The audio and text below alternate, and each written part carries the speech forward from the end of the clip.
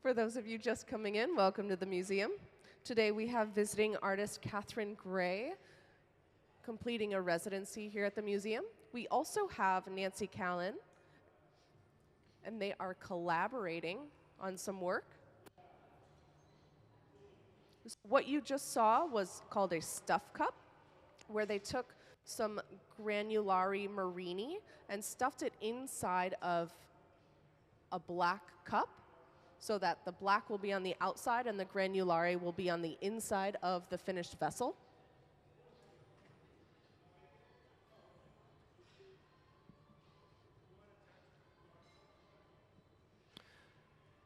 Can we go ahead and play the artist slides, please? So for those of you who are unfamiliar, this is a sneak peek into Katherine Gray's work. For those of you who are fans of the Netflix series Blown Away, Katherine Gray is one of the judges. Her work is very playful and colorful, and she's very well known for the iridescent qualities of some of her pieces.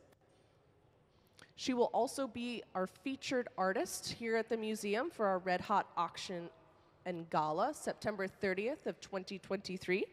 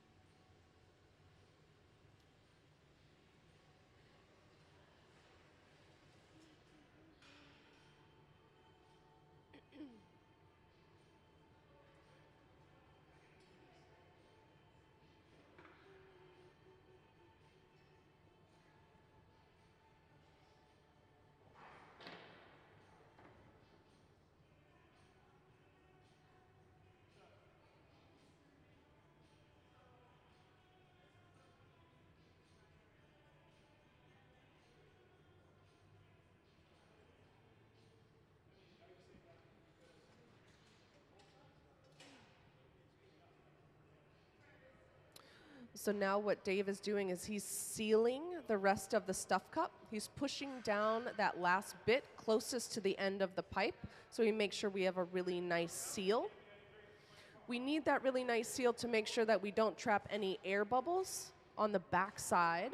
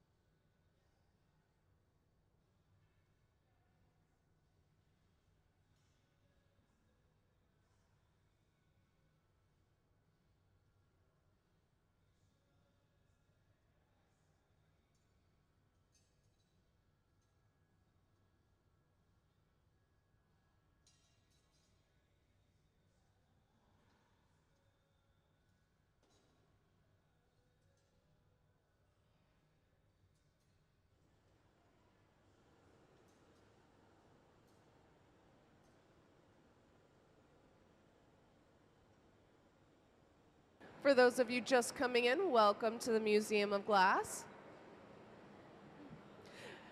Here in the hot shop today, we have visiting artist Katherine Gray. We also have Nancy Callan, who they will be making a collaborative series of pieces today.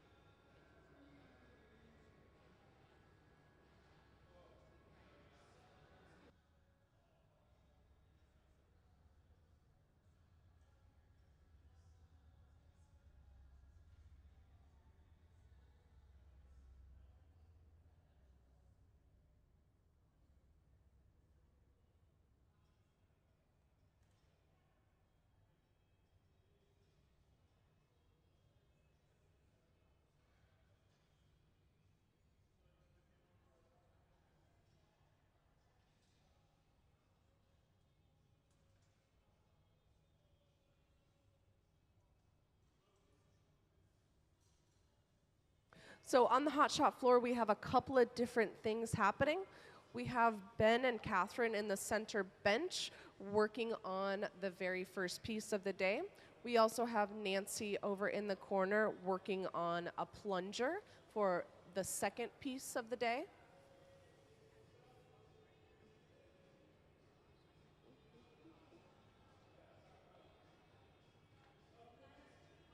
Absolutely.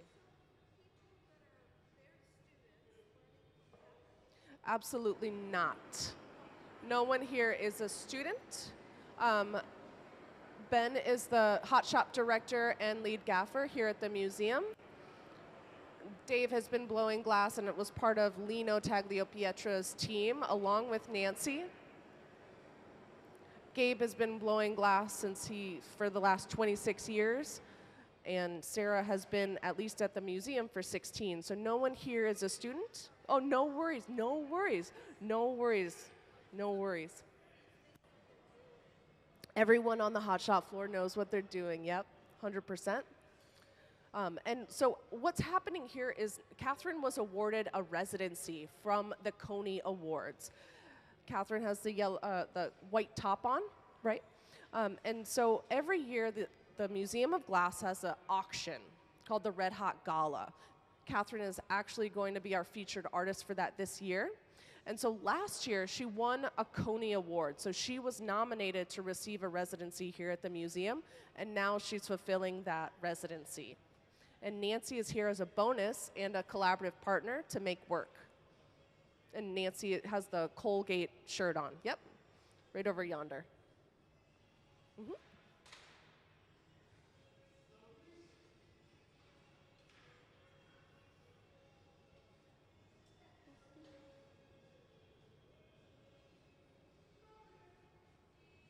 And part of that residency is the opportunity to get the Museum of Glass team to assist in making your work.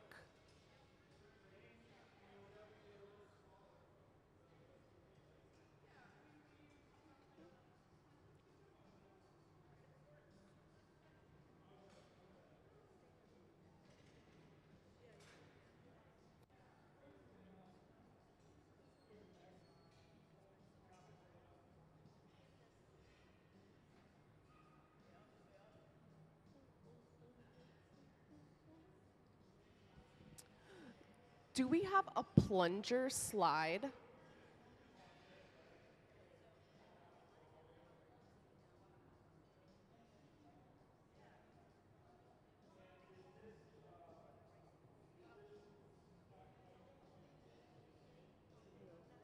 Awesome. So if you guys take a look up on this screen, this is what Nancy is preparing to do. So she has made the plunger, and inside this top-loading kiln, we have a series of marinis in the shape of about a circle. And so what we'll be doing is we'll be picking up those marinis on a plunger so that we're able to get all of those marinis together. So right now they're preheating in that kiln.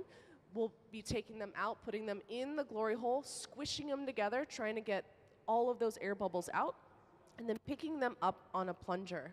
This piece in the middle, we've already completed that step. And now, so on the inside of that are a bunch of marinis. They're called granulari. And so the glass has different stiffnesses, so it's going to create a granulated texture on the surface of that glass piece.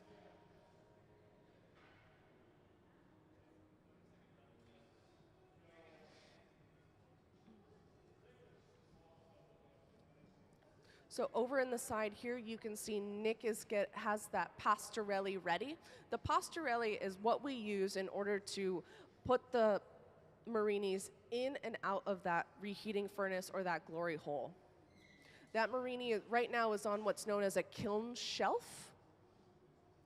So Sarah picked up that kiln shelf, putting it on that pastorelli, and now into the reheating furnace it will go. We need to get it hotter. We need to get it so that it's at fusing temperature so that we can squish those marinis together and get all those air bubbles out.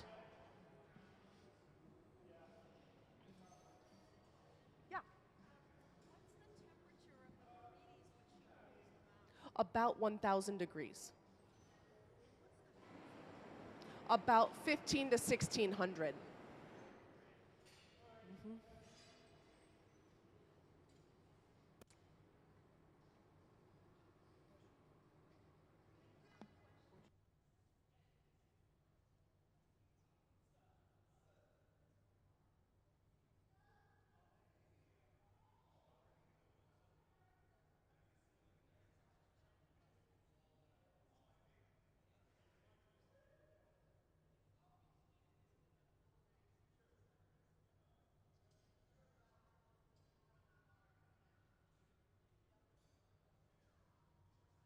So the question is about what's happening here in the center. So they just put some clear glass in there. I don't know this for certain, but I will say I'm assuming that they're going to punny up this piece right where that clear is and then open up so you can reveal the granulari.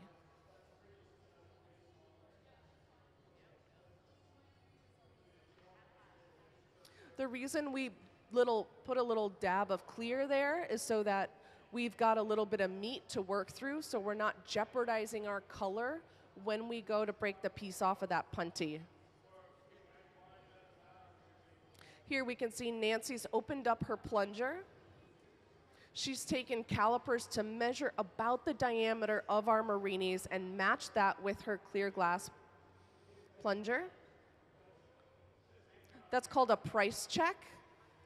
So she checked to make sure her sizes were about the right ones.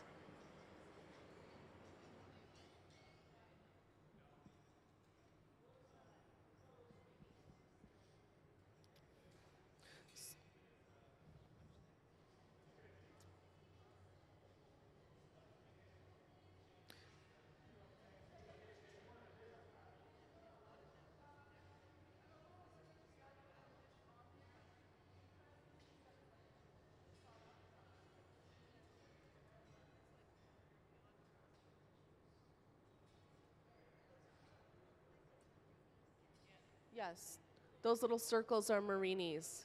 So essentially they were long canes or long lines, and then we chopped them up into little chunks. They're not balls. They're essentially tiny cylinders. You can see some for the rest of the day are here. I'm not going to touch them because they're very precious, but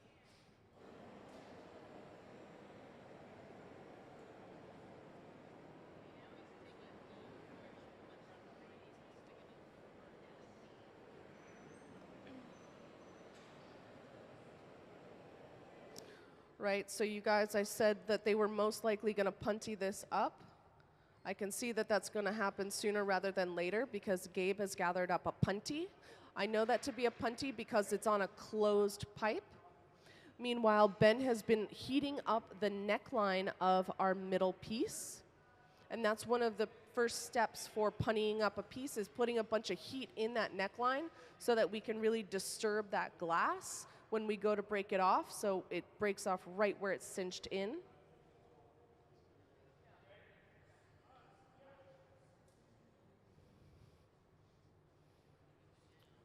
And we know Gabe to be gathering up a sculpture punty because he's doing a post dip, right? So he's dipped it already once. He's put a skin on the punty, and now we're going to get just a little bit more meat. So what he's doing is he's pulling some of that clear glass off to the very end of that punty. Remember, we don't want to jeopardize any of our color. We want to make sure we have plenty of clear, so during the cold working phase and the secondary phases of glass making, we've got plenty of clear to work through. We're not jeopardizing our color.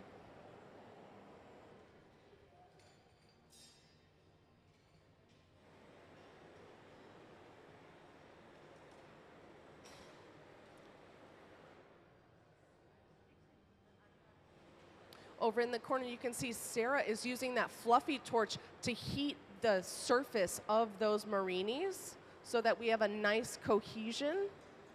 Here's our punty. Ben is making sure that there's a straight line. We're completely in line with that original pipe and then the punty. So Gabe and Ben are turning in tandem. That's very important.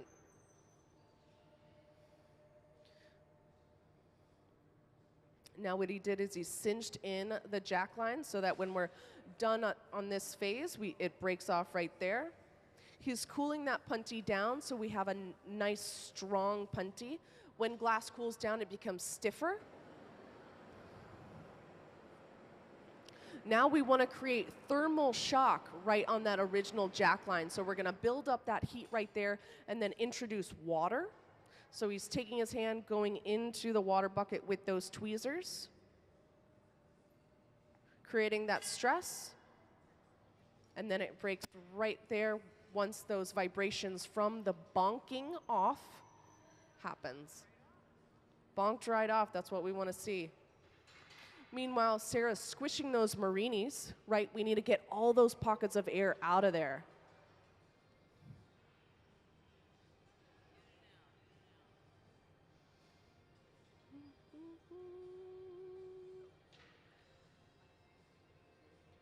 Nancy's fine-tuning her plunger over there.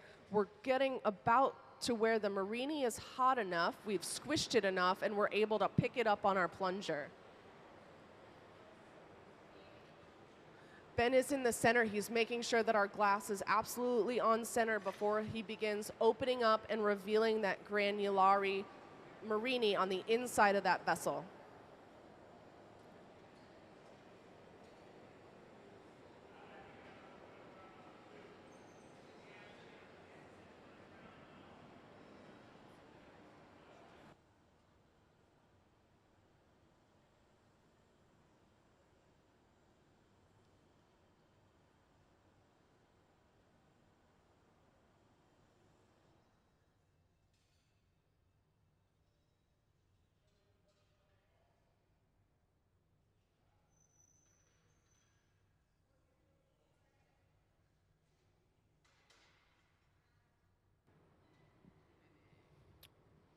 It looks like this might be the final squeeze.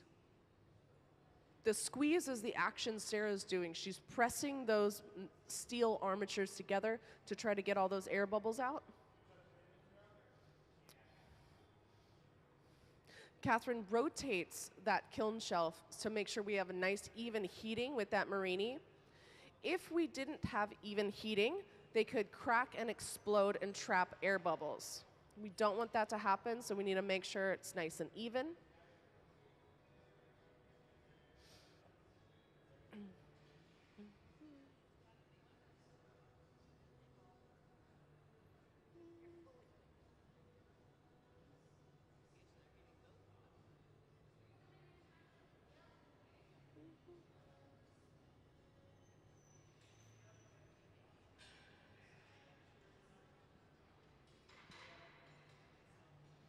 That tink tink that Sarah's doing, that's making sure that the marini doesn't stick to our kiln shelf. So we do a little tink tink to make sure there's vibration set through there. That's the plunge. And so she's pressing down, making sure that she's getting really nice adhesion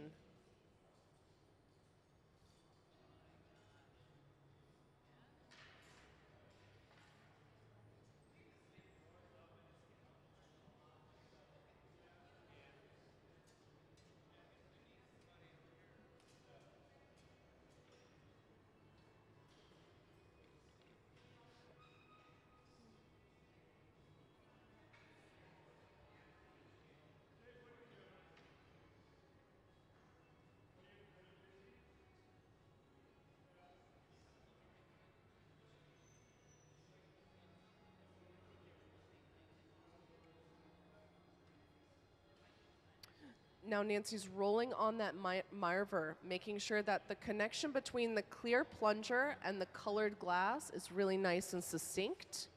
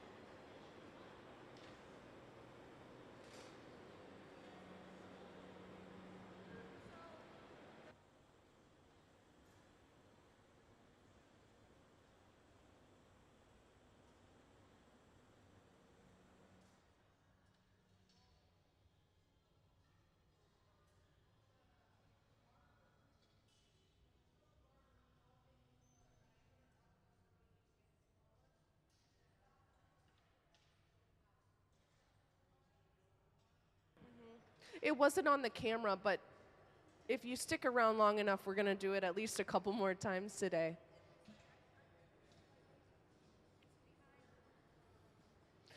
Well, what's going to happen is it's a process of getting that marini molten, rolling it on the marver, and making sure there are no air bubbles. So she's going to do that quite a few more times. The marver is right over yonder. The flat metal table, yes. And she's also using this giant wooden block to help shape that glass, right? So we're getting that marini hot, we're fusing it all together, we're pushing all of those holes, because you can imagine you're taking a circle, right? And you're putting a bunch of circles next to each other. There's gonna be gaps. We can't have any of those gaps in the final product. So it's just working to get rid of those gaps, working to squeeze all that marini in.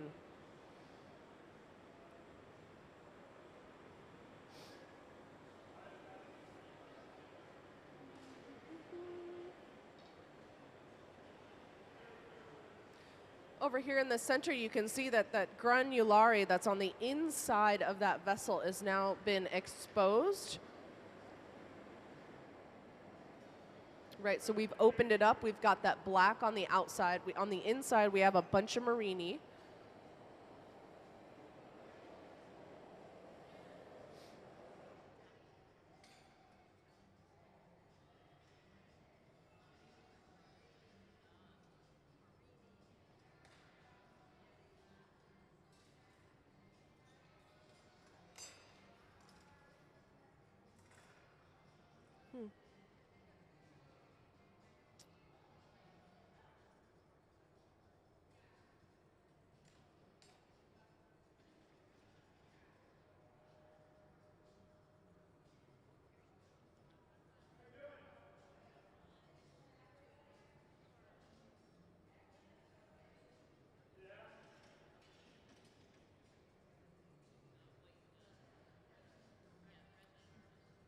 So up on the screen in real time, you can see as the glass is exposed to that cold newspaper and the room temperature air, it does get closer to its final color, which is blacks and blues.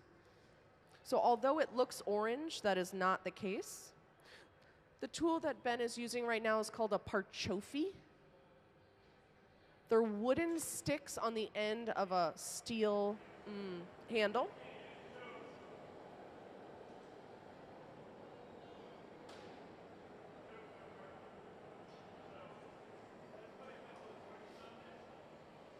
Here, now Nancy is marvering. It's a larger marver, but same, but different, right? So Nancy's end goal is a nice bullet shape with no holes so that we're able to put another layer of clear on top.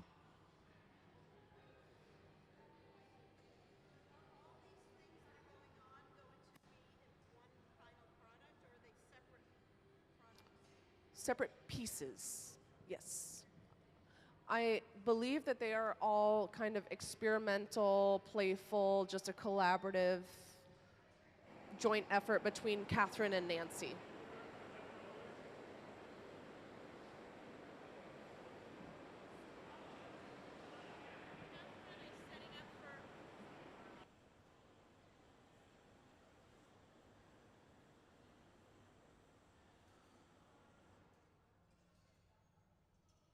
So over on the side here, you can see that Katherine is working down an entire bar of color. Very hard to do, by the way. And Sarah's also sharing a bench. So what I believe to be happening is they're setting up to do what's known as a color drop. Can we play the color drop slide, please?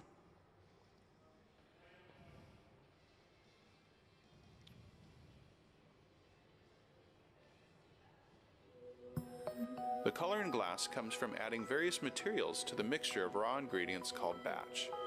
Most of the colorants are compounds containing some kind of metal. For example, adding cobalt to clear glass creates a deep blue. Tin and antimony can be used to create white glass, and gold chloride can produce a rich red or pink colored glass. Colored glass is melted in furnaces, just like clear glass, and then is usually rolled into bars for storage and easy application. In order to apply color bar to a bubble, we first need to preheat the color to approximately 950 or 1000 degrees Fahrenheit in a color oven or garage. Once warm, the color is then picked up on the end of a punty rod using a little bit of clear glass as a support. The color is then heated in the 2300 degree glory hole to soften it and make it malleable, while another artist creates a small bubble of clear glass on a blowpipe. Once warm, the color is dropped over the clear bubble, and then using a variety of hand tools or the steel marver, the color is rolled back over the clear in an even layer. This process is called dropping color, or creating a color overlay. Depending on the project, that bubble is then usually gathered over with clear glass and blown into the final form.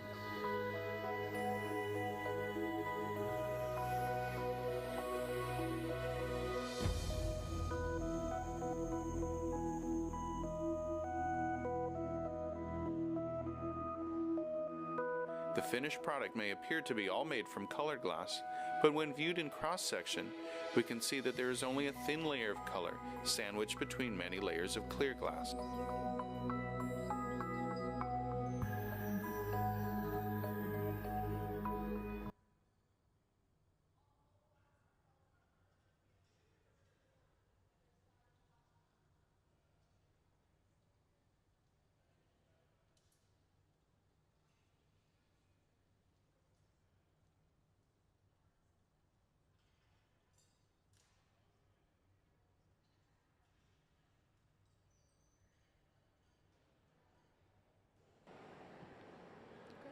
You can see in the center, we've spun out a rondelle.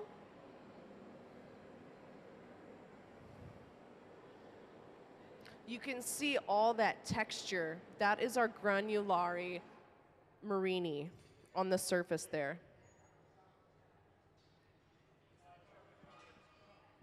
Terminology all sounds Italian. Is that because the masters or originators of this art were Italian? From Murano. Murano.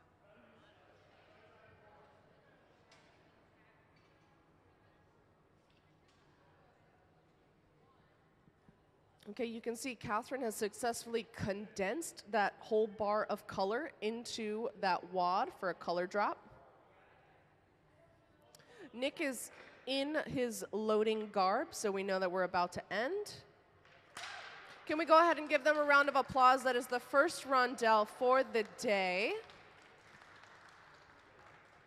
And for those of you who aren't familiar with Katherine Gray's work, there is more to be done to that piece. Can we go ahead and play her slides, please?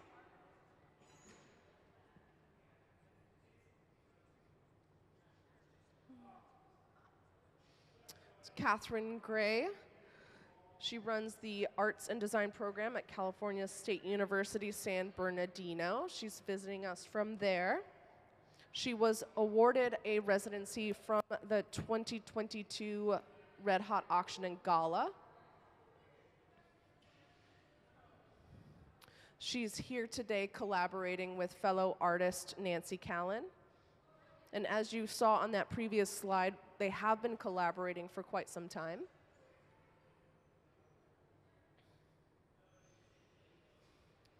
Katherine's work has a lot of color, it's playful, experimental, And this right here is what she's most known for, is this iridescence on vessels. So you can imagine that that rondelle that just got boxed will have that iridescence.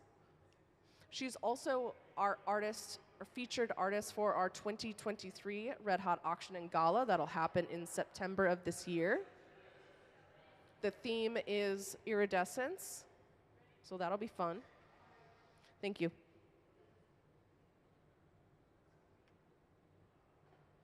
Here's the color drop happening right over yonder. Right, so we got that color really nice and molten. We had a nice tip on it, and then the two tips come together, and now we smoosh that glass onto that clear bubble.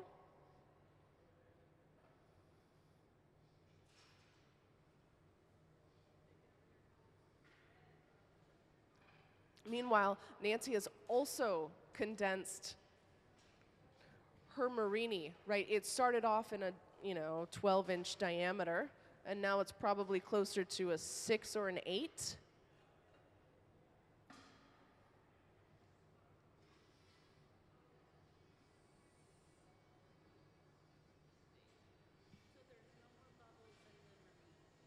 There might be. I won't know if there's no bubbles until Nancy gathers on it. I try to stay out of their way. Correct. Correct. So Nancy is going to keep shrinking that up until there's no more air bubbles. And she won't take a gather if there's air bubbles. Correct. So you've done this enough to be able to, I mean, you do this, right? I have been working with glass for the last 10 years. I see. So you're narrating from your knowledge. Do you rotate that? Nope. Nope. You're the educator. I'm the educator. Nice. I'm the talker. Good job. Hey, thanks.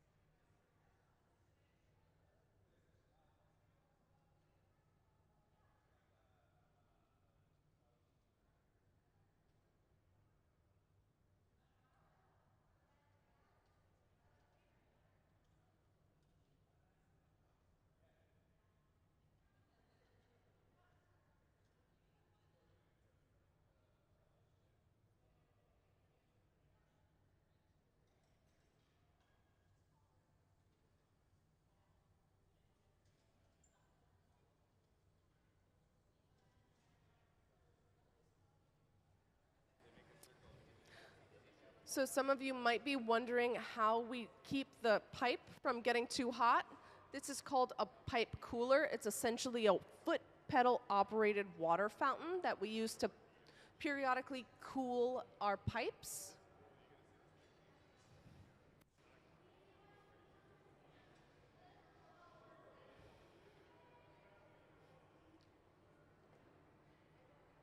Oh, I forgot.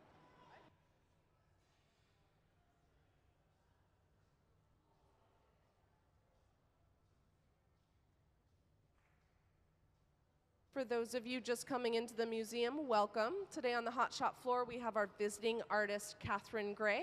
She's collaborating with fellow artist Nancy Callan. They're working on a series of Marini pieces together. You can see here that our Marini has been squished down to the point where it has no air bubbles in it. This is in preparation to adding more color.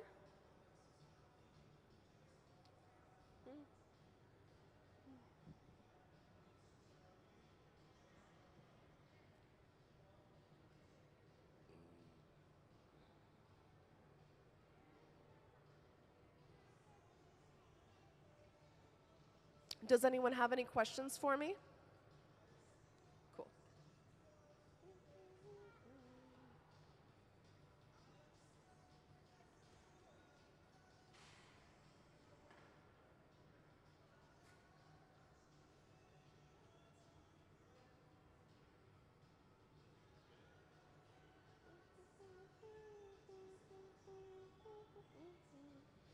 Can we go ahead and play the furnace slide?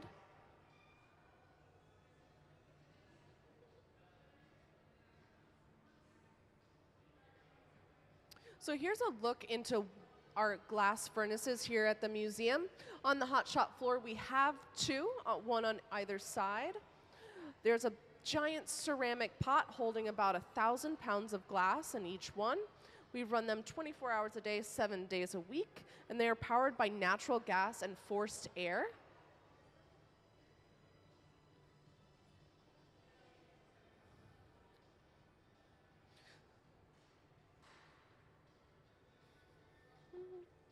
So we can see in the corner that Katherine is working on condensing the next full bar of color. For those of you who are wondering, how do you get the glass to be specific colors? It starts off in a bar of color concentrate, just like this. They come in transparents and opaques. In the case of the work that we're making today, there's also Marini, which is either transparent or opaque, but that's been made previous to today.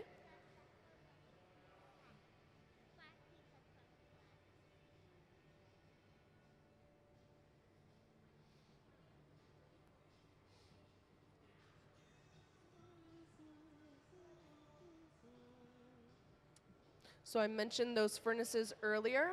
Sarah is taking a dip in a furnace right now. On the inside of that is clear. Then we have our color dropped color, and now we've got another layer of clear going on top of that. Katherine has a full bar of color right there that she's condensing in preparation for the next color drop. So that is one bar of color that Sarah has right now that's encased in clear on both sides, on the inside and the out. Meanwhile, Nancy in the center is using a newspaper that's soaked in water to shape the glass.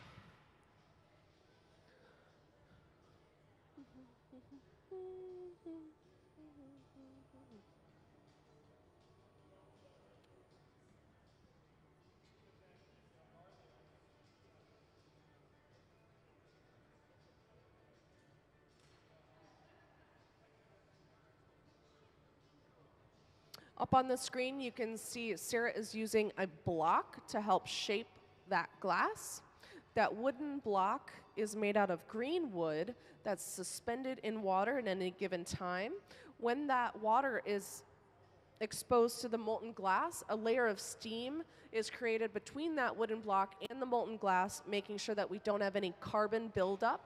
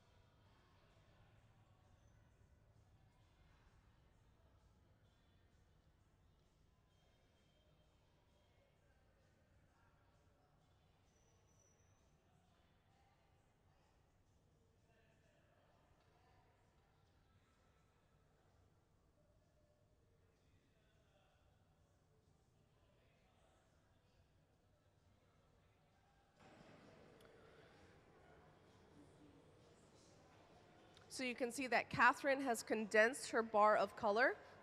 Meanwhile, Gabe is starting a clear bubble to go on the inside of that bar of color. Nancy is working on condensing down that Marini. She's shaped it in such a way where she can take a gather of clear glass on the outside. Notice that pointed shape? That's so that we don't trap any air bubbles going in. So it glides right into that pot of molten honey. You can see Katherine's also got a bulbous shape with a point to it. Gabe will make a point that the 2 points will match up, and then we'll drop that color.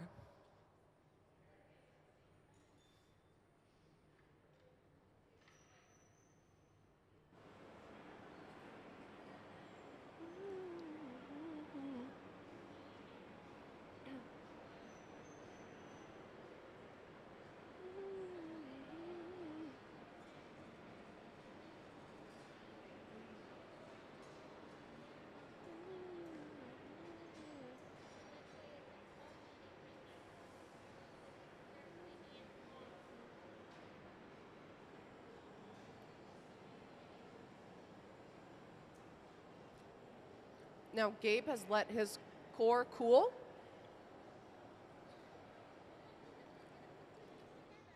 Katherine's using gravity to help her to fall off.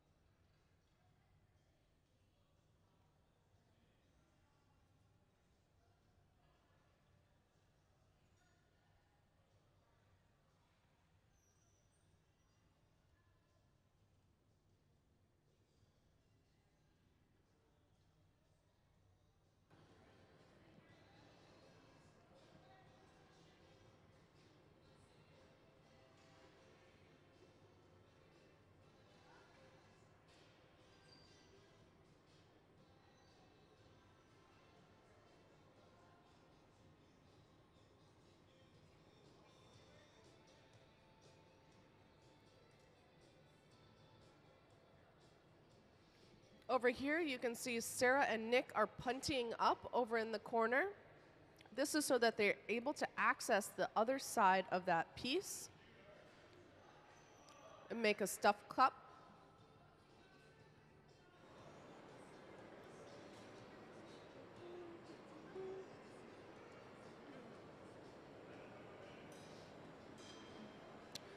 That was just the knockoff.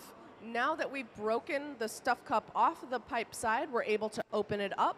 You can see that it's pretty cool and it's closer to that final blue color. When it comes out of that reheating furnace, it might look a little orange.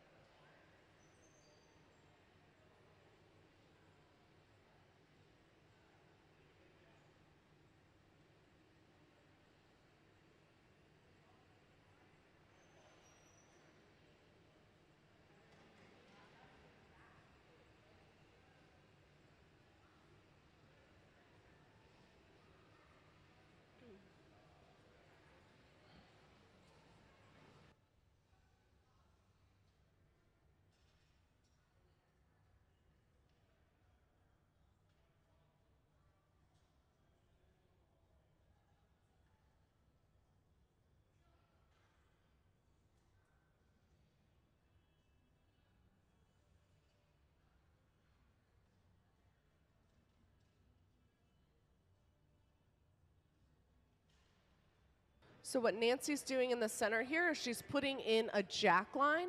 The jack line refers to the area in which we will eventually be breaking the glass off. She's cinching right at the connection between that clear glass plunger and the Marini that we picked up. For those of you just coming in, welcome to the Museum of Glass.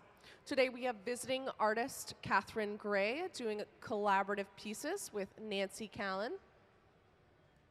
They are both in the center stage.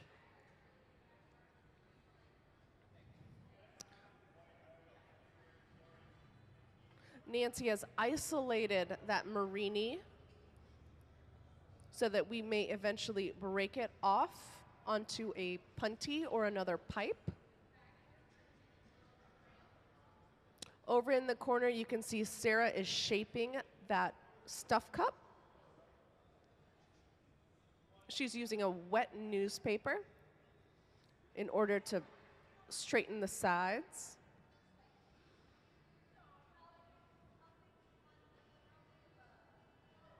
You can see in real time as that glass cools down, it goes from that bright orange to closer to the final color, which is a nice blue.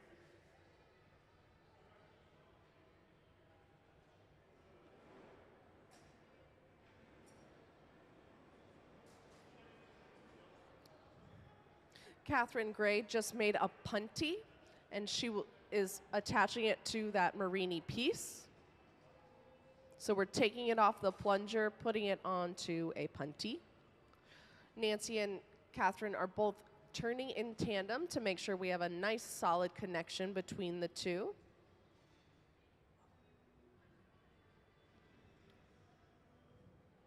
Meanwhile, Gabe is taking a nice fresh dip and encasing the color bar that Katherine just brought him over. Drops of water are used to create thermal shock. And now we're ditching that plunger and moving on to the next step. So you can see that there are many, many steps in this process. And some of the steps you won't even see today because we aren't making any Marini. So we've already showed up about 20 steps deep into the process.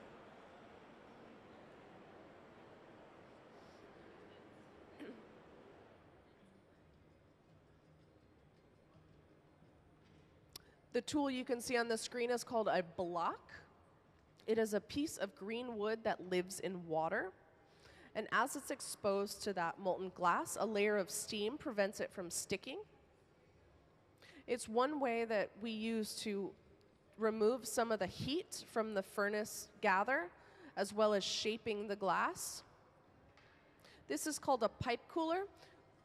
We periodically use it to cool down the pipe as we are making glass. The pipe is always the hottest when it comes out of the furnace, so you'll typically see this happen then.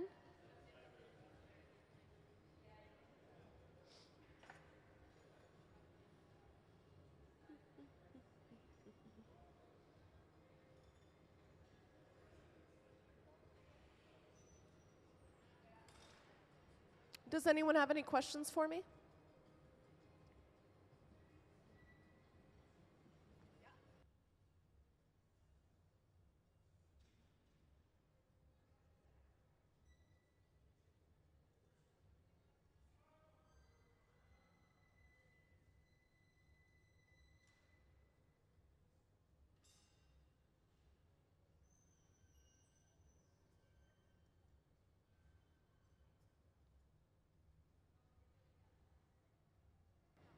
So what Nancy just did there is called trimming the lip.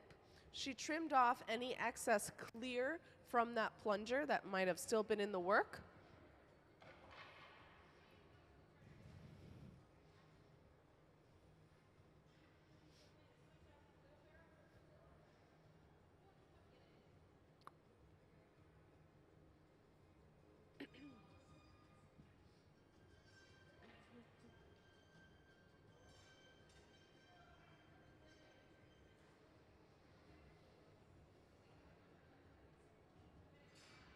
Now what we'll do is we're going to continue to shape this bubble and eventually be picking it up on what's known as a collar.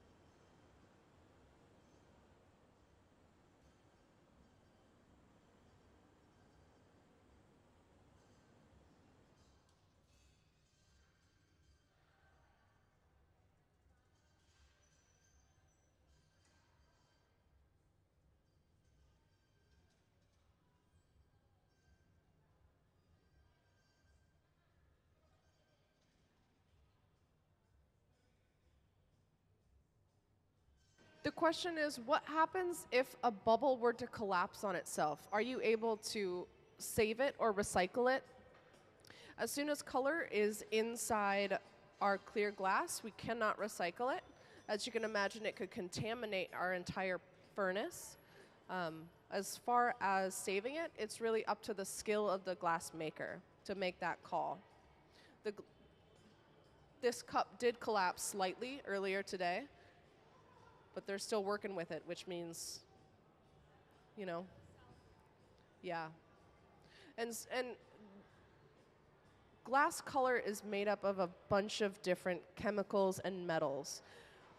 The certain combinations that create different colors create different stiffnesses. So I would imagine that this blue is pretty soft, which would cause that to happen. But these marinis are not just blue. There's also clear on the inside and probably more colors than that I can't really see because it's not blown out.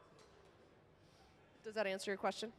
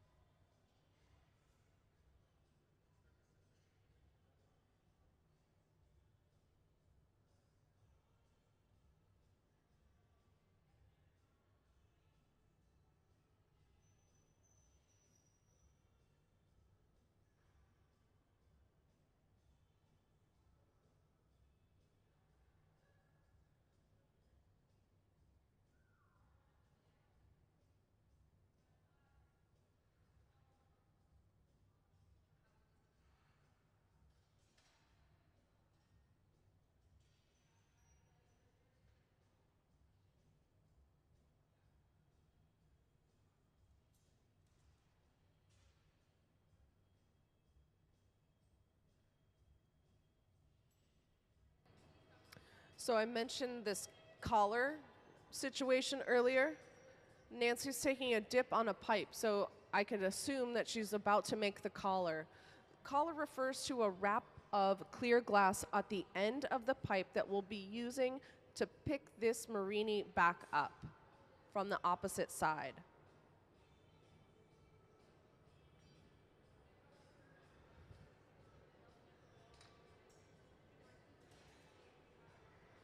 So the goal is to make the clear glass on the end of Nancy's pipe the same diameter as the opening at the end of this punchy that Dave has.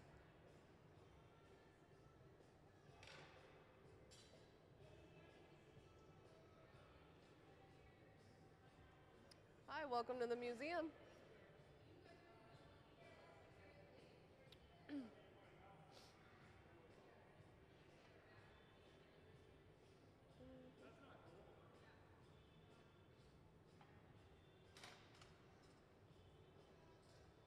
So here's the transfer. We're putting that collar, smushing it. See how those diameters are pretty darn spot on? And now we'll make sure that that adhesion is really nice before breaking it off the punty.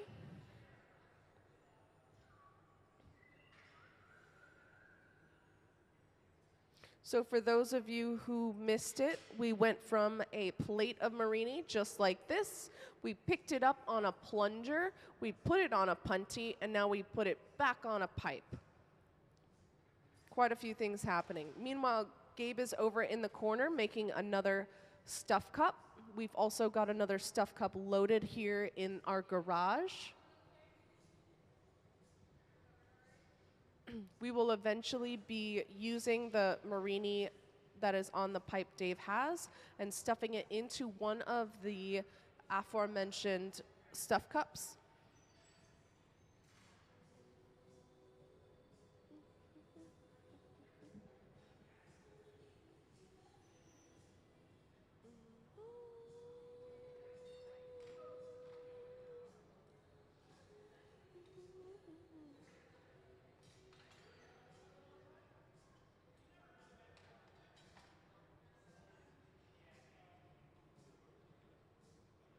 Does anyone have any questions for me?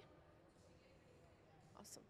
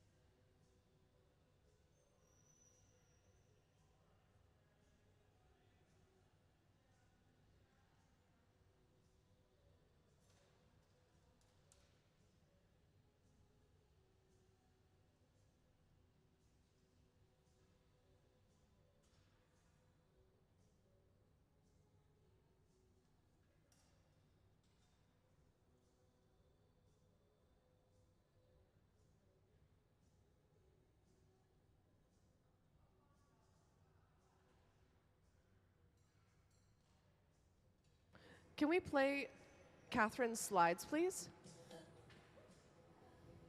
For those of you who are unfamiliar with Katherine Gray's work, she is very playful in her color selection. She also incorporates iridescence within her work. So the pieces that you're seeing being made here on the museum floor will have secondary processes, such as iridescence that are added to them. So they'll start off as a plate, and we're using a granulini technique, say that 5 times fast, which makes little granules of color on the surface, and that is because of the differences in stiffness of the glass. For those of you who can see, we've got some Marini plates here.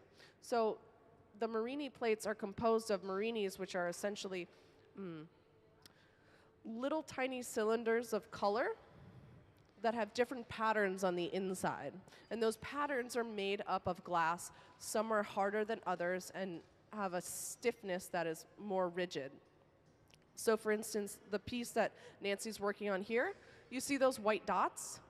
Those are most likely harder than the blue that surround them.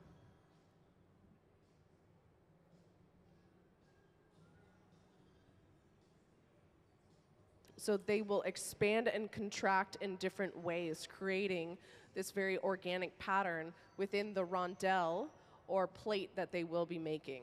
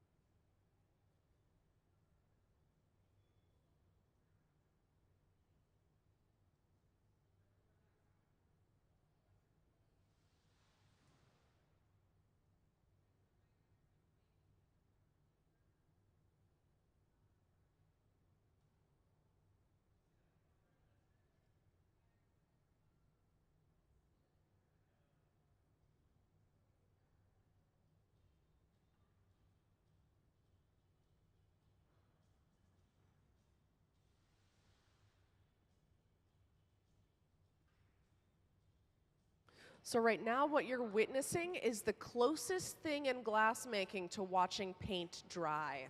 We are letting that bubble cool down. We need that bubble to cool down so that when we go inside that furnace, all that glass doesn't fall back off. So we need what's known as a cold core.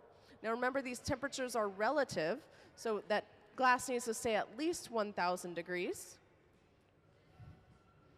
Now we're going to go ahead and cool down that pipe before we gather to make sure that our pipe doesn't have any residual heat inside of it.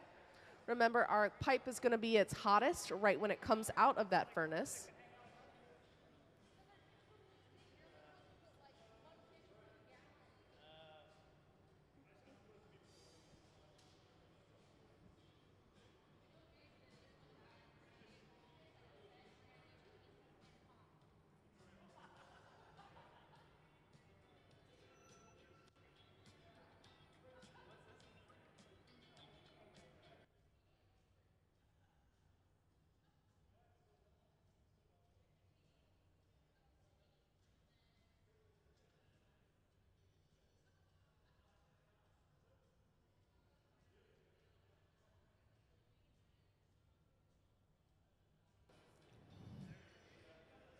So Nancy is about to take a gather.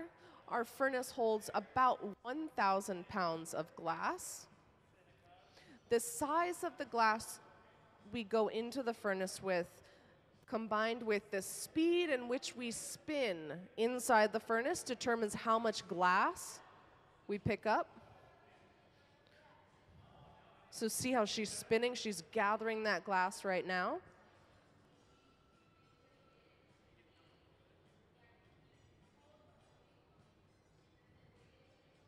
Now she's stripping off any extra glass. That's called a strip gather.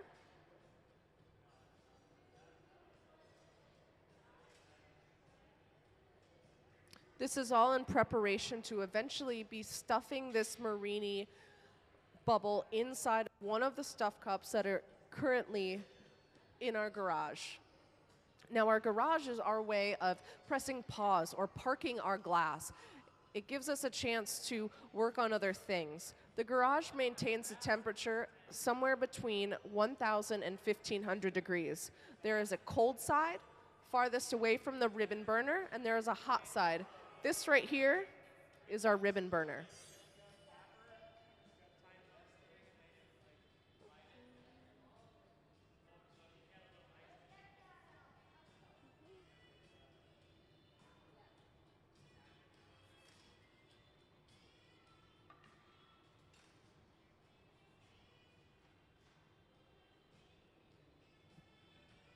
For those of you just coming in, welcome to the Museum of Glass.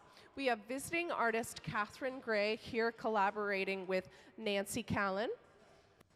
Can we go ahead and play Katherine's slides, please?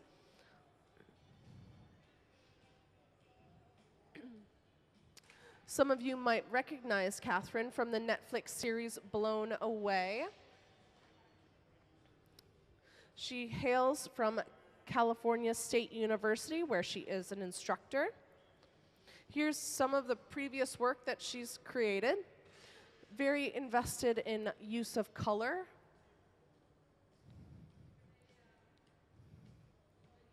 Or lack thereof in this case. She also has work that involves iridescence. So a lot of the work that we're making here on the hot shop floor will eventually be iridized. She's also our featured artist for our Red Hot Auction and Gala that'll happen here at the museum in September of 2023. Here's some of that iridescence I was referring to before.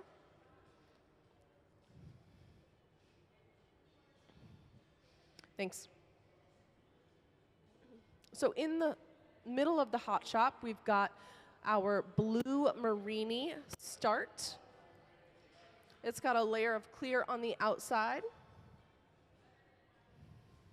And we will eventually be stuffing it into a cup to add color to the surface of our Marini.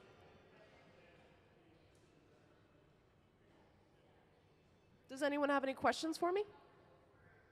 Cool.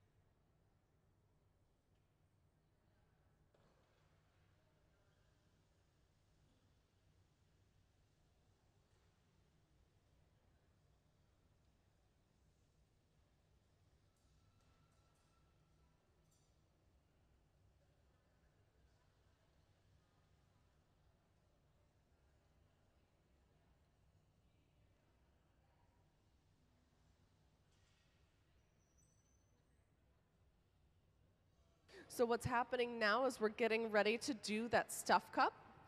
So we've got our bubble of Marini.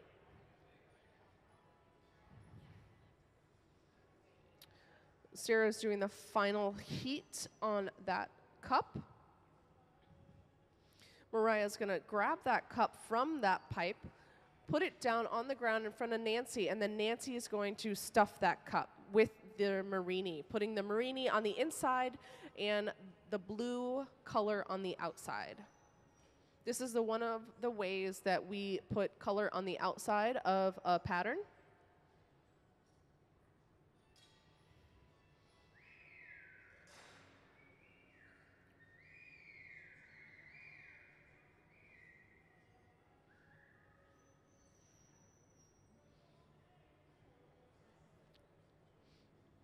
Now we're letting gravity do its job. It's pulling that down, getting that really skinny, tip to tip, cap the end, blow, and we are expanding that bubble on the inside of that color cup, filling it without touching the sides. If we touch the sides prematurely, we can trap air bubbles, and we're only allowed one bubble in this piece, and that's at the center. Can we go ahead and give Nancy a round of applause?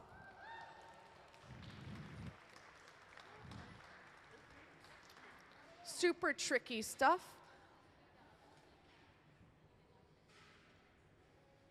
So now what we've got to do is we've got to push the glass from the stuff cup that is closest to the pipe down and complete that seal. We want a nice even seal between our Marini layer on the inside and then our stuff cup on the outside. So we're using the weight of the glass and rolling on the marver in order to achieve that. You can see Dave is slightly angular, pushing down that glass, making sure we have a nice even seal. You can see his hand is actually capping the end of that pipe. That's to make sure that we don't lose our bubble in the center.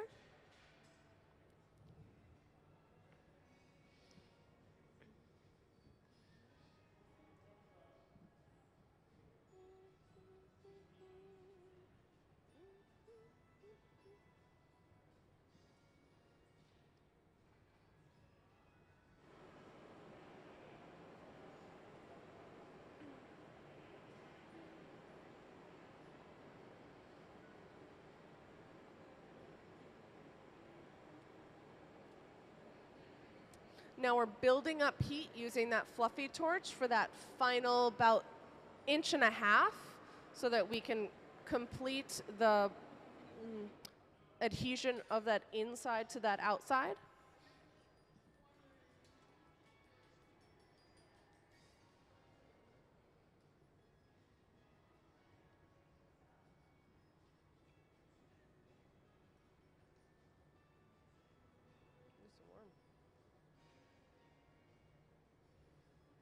Right now you can see Nancy and Katherine are having a conversation about the next batch of Marini. You can see on those 2 kiln shelves are 2 more Marini plates.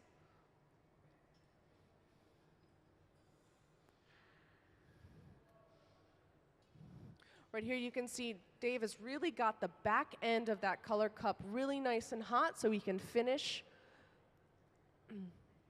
attaching the 2. He's using weight of the glass and the angle in which he is turning on that marver to make sure that we're nice and stuck together.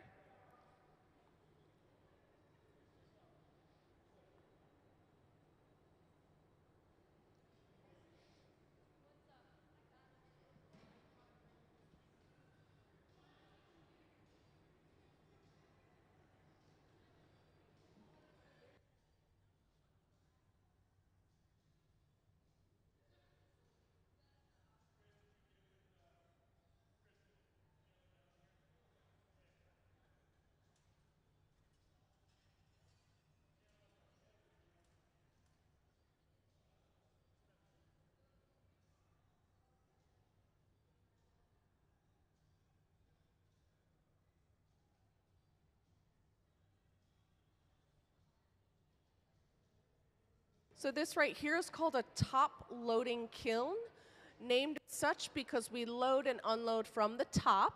Very creative, I know. So we're gonna go ahead and let that marini preheat. We have to let the marini preheat so we don't shock it. So that kiln is about 950 to 1050 degrees.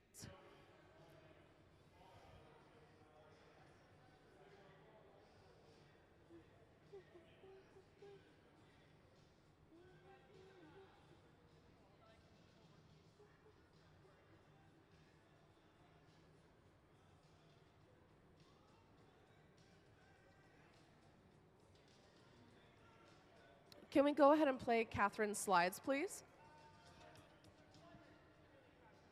For those of you unfamiliar with the work of our visiting artist, Katherine Gray, here are some examples. Very playful use of color and color combinations. Some of you might recognize Katherine Gray from Netflix's Blown Away series. She is one of the judges that has been on there through all 3 of the seasons they've had thus far. Here on the screen you can see an iridescent bowl. That is what she's most known for.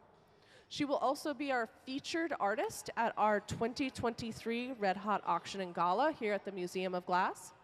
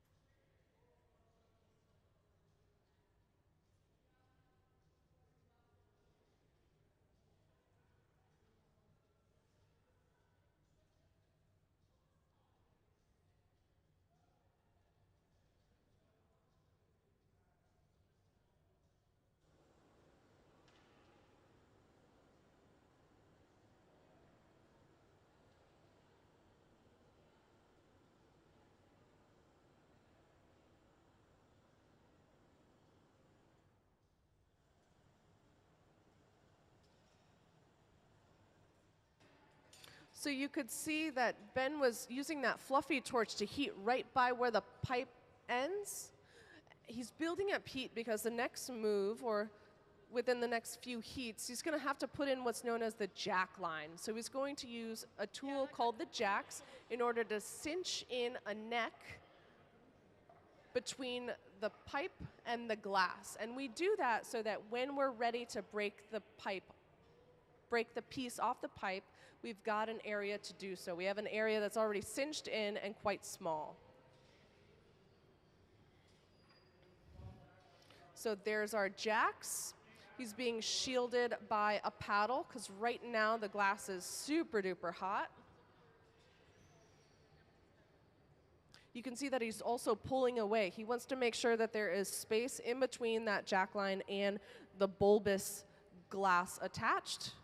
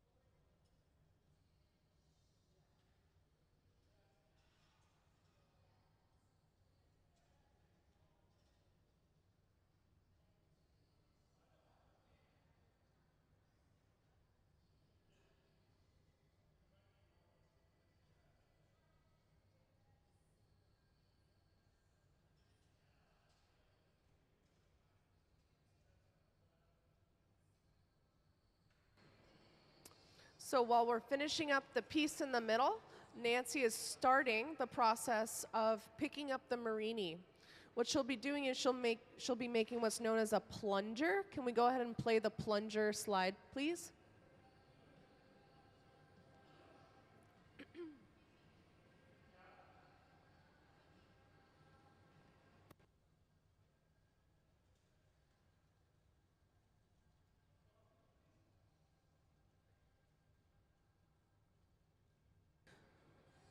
So you saw that the Marini that we loaded in our top loading kiln is going to be picked up using the plunger that Nancy has just started the process of making.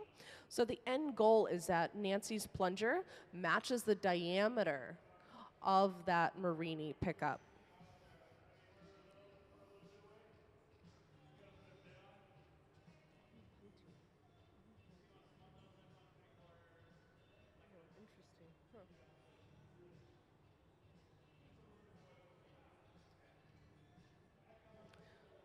Do we have an Encolmo slide?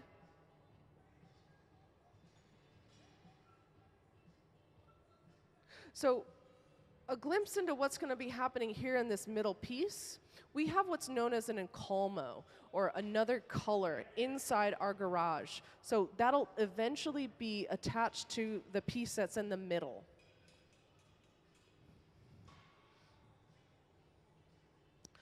Two completely separate pieces happening. I don't mean to confuse you by talking about them both, but over in the corner, Nick is heating up the Pastorelli and those Marini plates. And that Encolmo I was referring to is for the piece in the center. Completely different, both collaborations between our visiting artist, Katherine Gray, and Nancy Callan.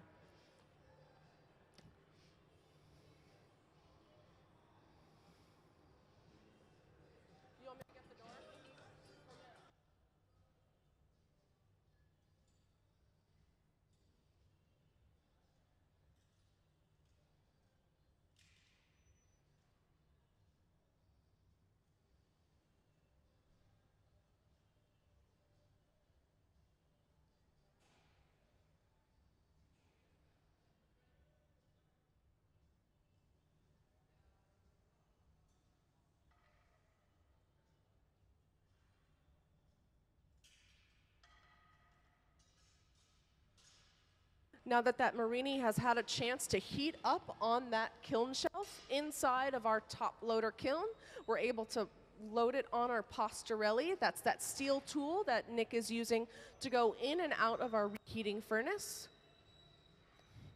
Now we want to very gently feather that heat because the glass is pretty upset when it goes from room temperature to molten hot.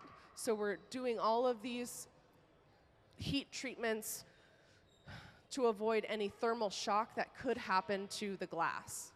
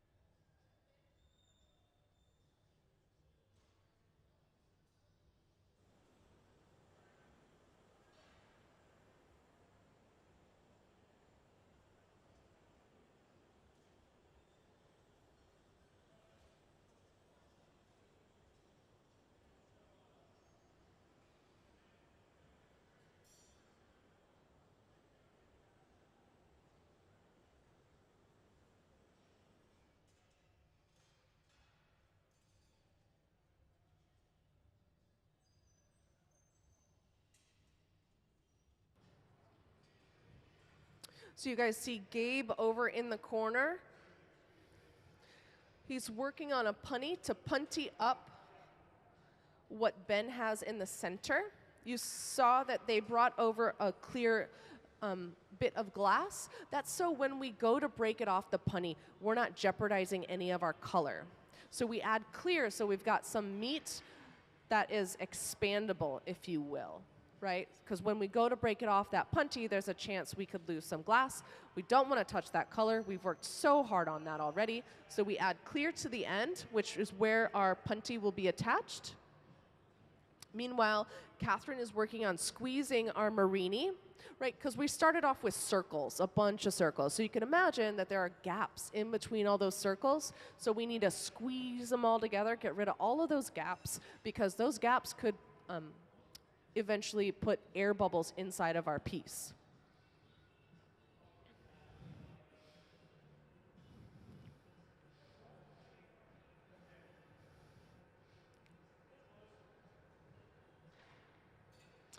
Now Katherine's using what's known as a fluffy torch in order to heat the top side of those marinis. We want to make sure that we have really nice adhesion between our plunger, which Nancy is fabricating over on this side of the shop, and the marini that Katherine is heating up on the opposite end.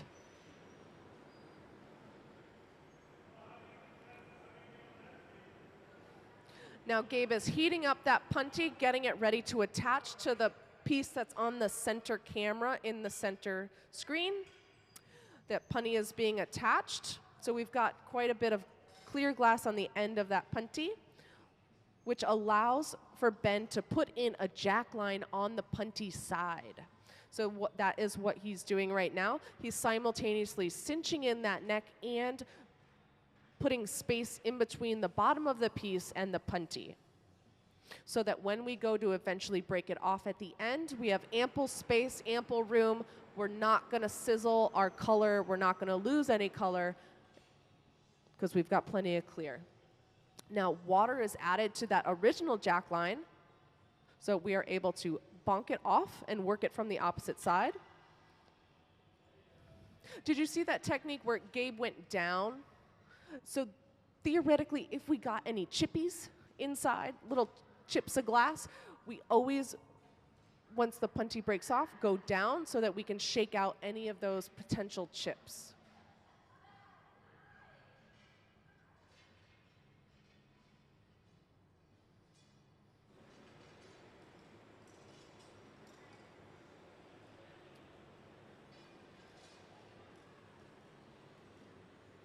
You can see that those marinis are starting to get nice and orange. They're really starting to fuse together.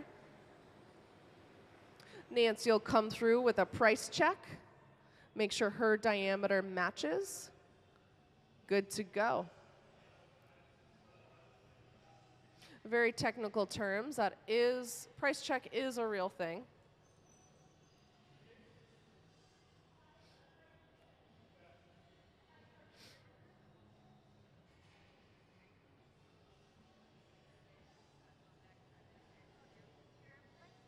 You can see Nick is moving in and out of that glory hole slightly, and that's so that he's getting nice and even heat throughout the whole circle.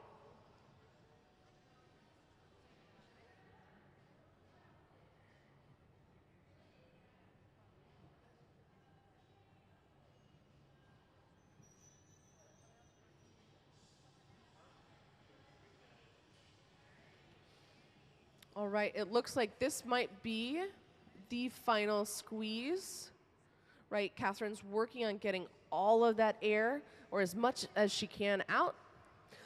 This all has to happen within a certain window of temperature, so you see the scurrying. That is really important.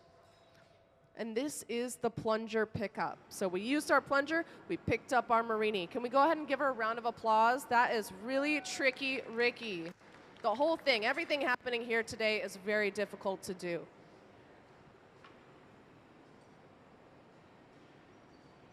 And now what Nancy will begin to do is begin to cinch in that marini. We need to get all of those little pockets of air out. So it'll go from, you know, about a 1 foot diameter object to about a 6-inch diameter object. Some of you who have been here for a bit, the same thing happened to the piece in the center.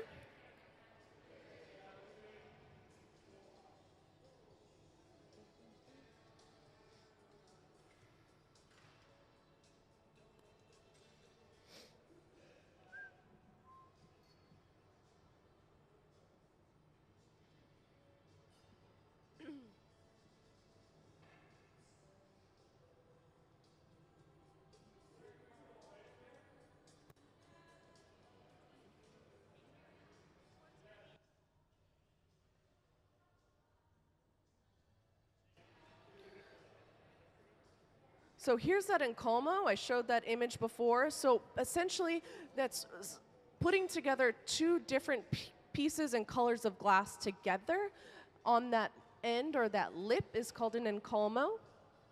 So you just saw another price check. They're checking to make sure that our diameters are cohesive and about the same. So we'll be building up a bunch of heat right on either side of those lips and then attaching the glass.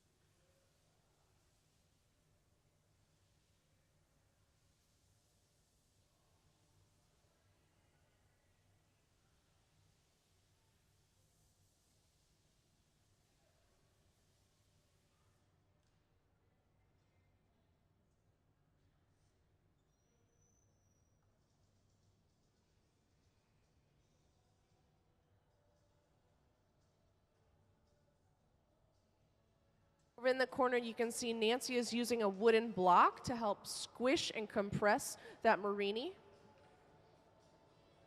We need to get all those air bubbles out.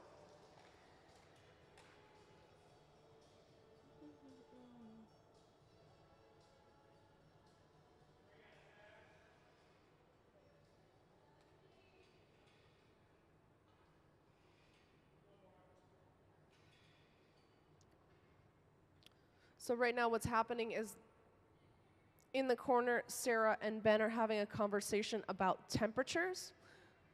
We can tell how hot the glass is by the color that it's showing. So the more orange or the more yellow, the hotter it is. So we want really nice adhesion between our centerpiece and our encolmo piece. So we'll continue to heat the lips of the glass so that when they come together, they're really nice and attached.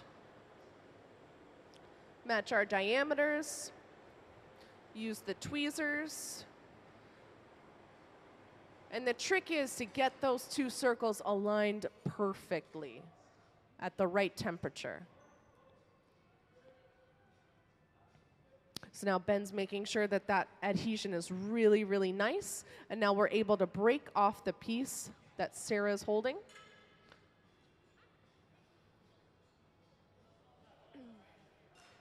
And for those of you who have never seen that before, congratulations. That was your first encolmo. You saw it here first.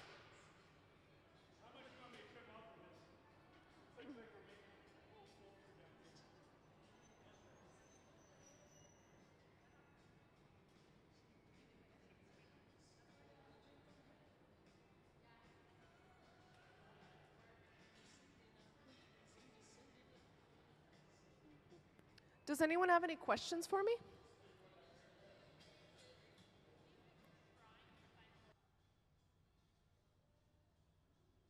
I do not believe there to be any drawing. I don't know this for sure, but I think they're going to be making something very similar to this right here.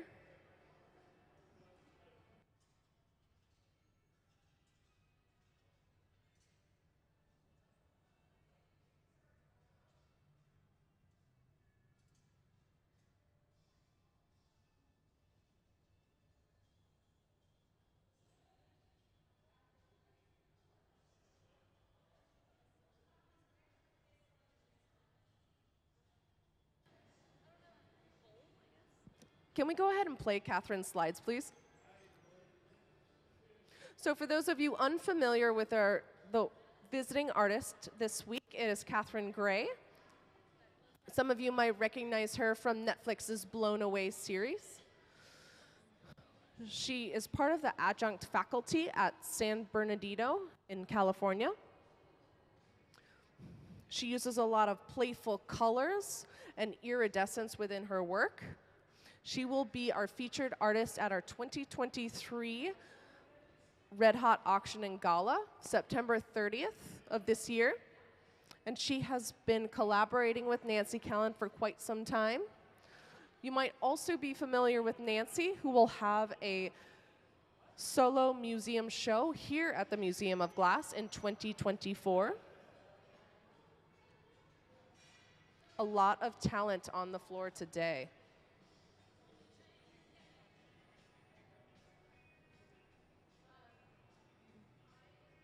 Any other questions?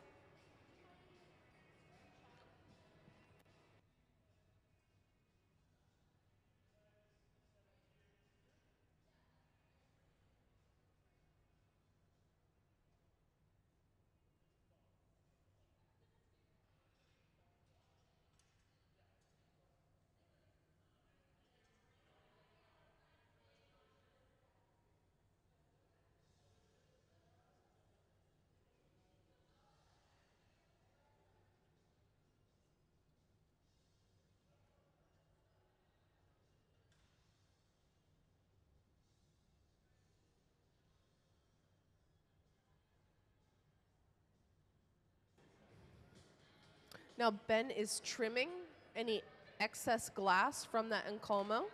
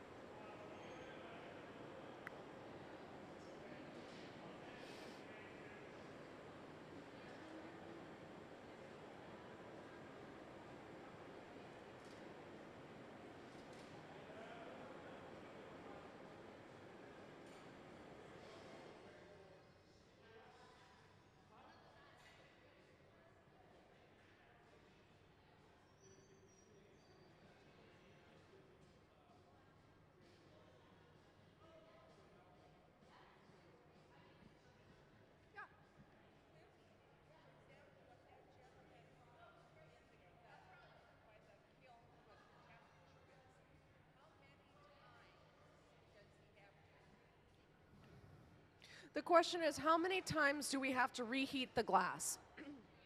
For a process like this, I'd venture about 100.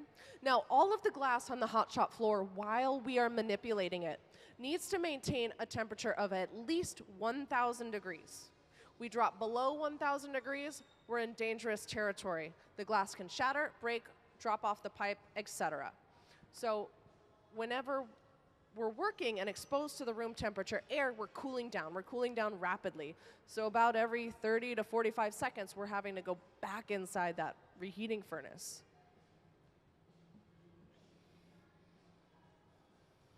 Now, when the glass comes out, it's anywhere between 2,200 degrees and 1,500 degrees. If it's less than that, they're probably not taking it out until the very end when we're working on flashing down the piece. The process of flashing down the piece means that we're heating the glass to about 1,000 degrees evenly. That's the key, and that'll happen at the very end. That's our final step.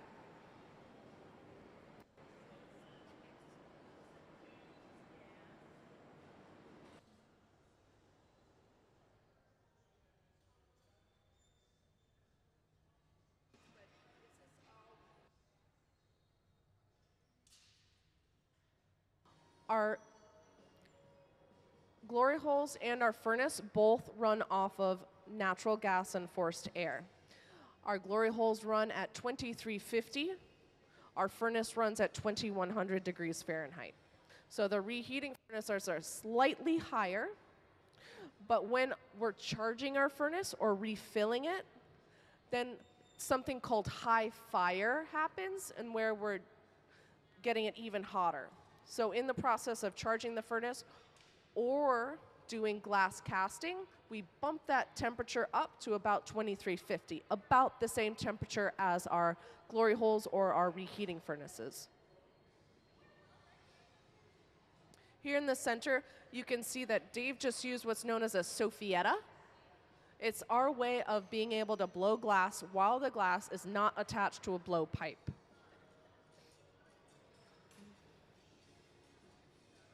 You guys hear that clickety-clack, clickety-clack, clickety-clack? Remember, we're using granulari marini, so we've got different stiffnesses of glass. So as that steel tool comes into contact with the different stiffnesses of glass, it's riding along it, clickety-clack, clickety-clack.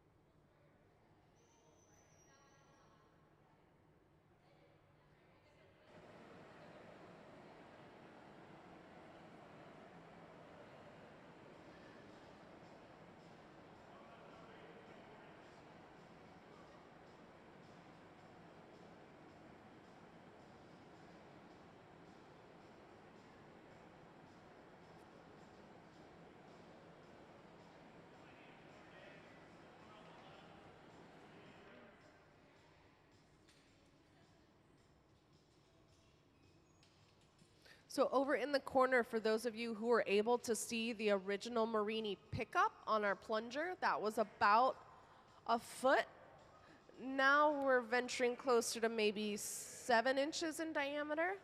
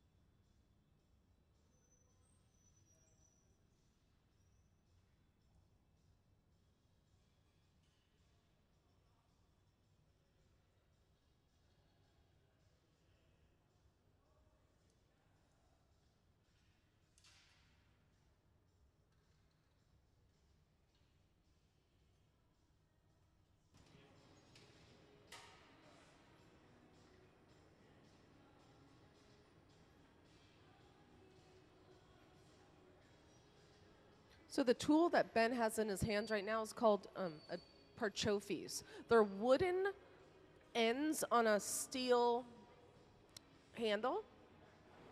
And what he's doing is he's sculpting the glass from the inside.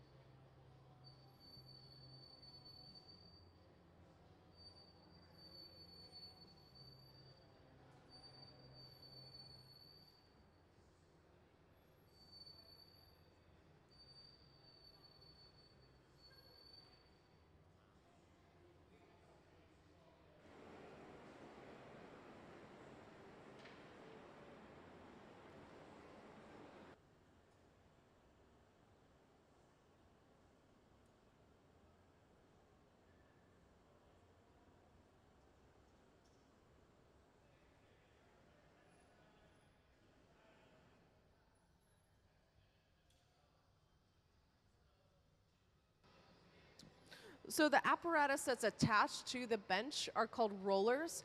And we're doing that in order to control as many of the things as we can, because on the inside of that piece, remember, we're doing granulare. There's all sorts of different textures happening between the stiff glass and the soft glass. So we're having to compensate for that within our opening up and closing of the vessel. Nancy has put in our jack line between the clear plunger that we use to pick up our marini and the marini on the end of that pipe, which means we've closed up all of our bubbles and we're getting ready to punty this up and remove it from that original plunger completely.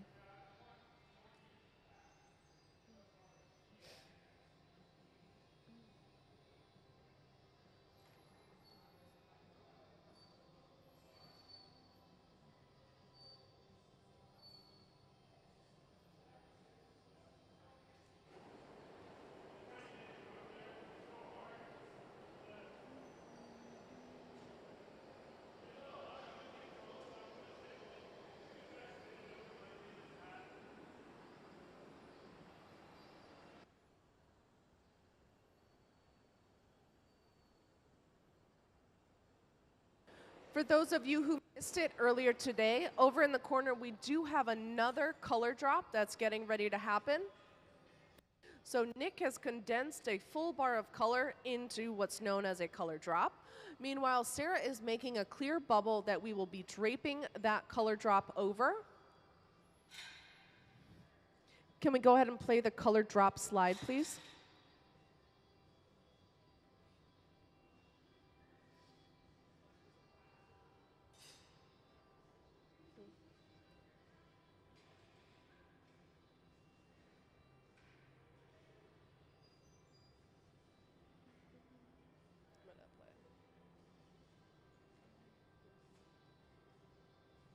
So this is what I'm referring to. So Sarah has that color, or excuse me, that clear glass. She's going to be making a pointed bubble, and then Nick will bring over that solid color concentrate, and it'll be draped over.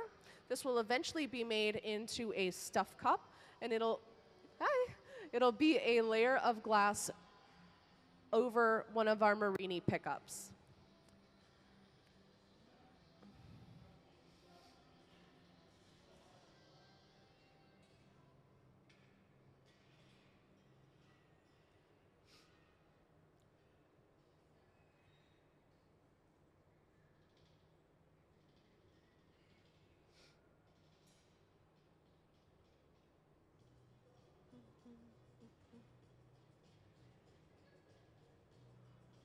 Anyone have any questions for me?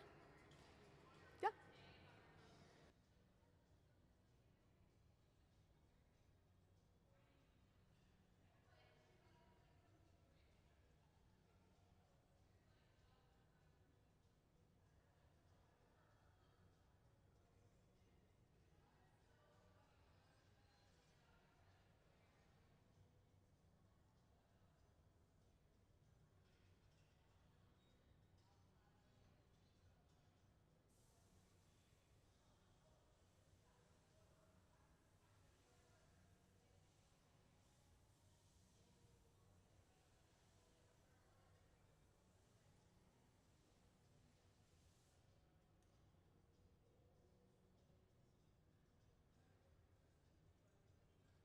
You can see now that we've opened up that bowl, we've given a glimpse into some of that granulini marini. I'm going to trip over that word all day, I just know it.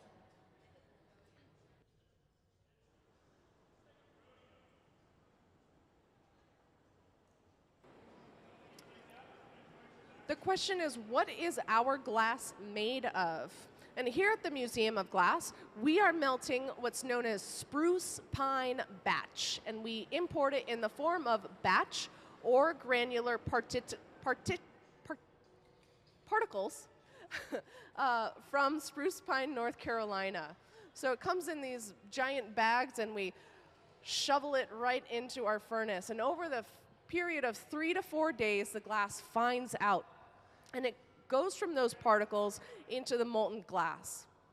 The fining out process makes sure that when we go take a dip of glass, we don't have any more of those particles in there. So it's very important that we give the furnace ample time to really melt that glass.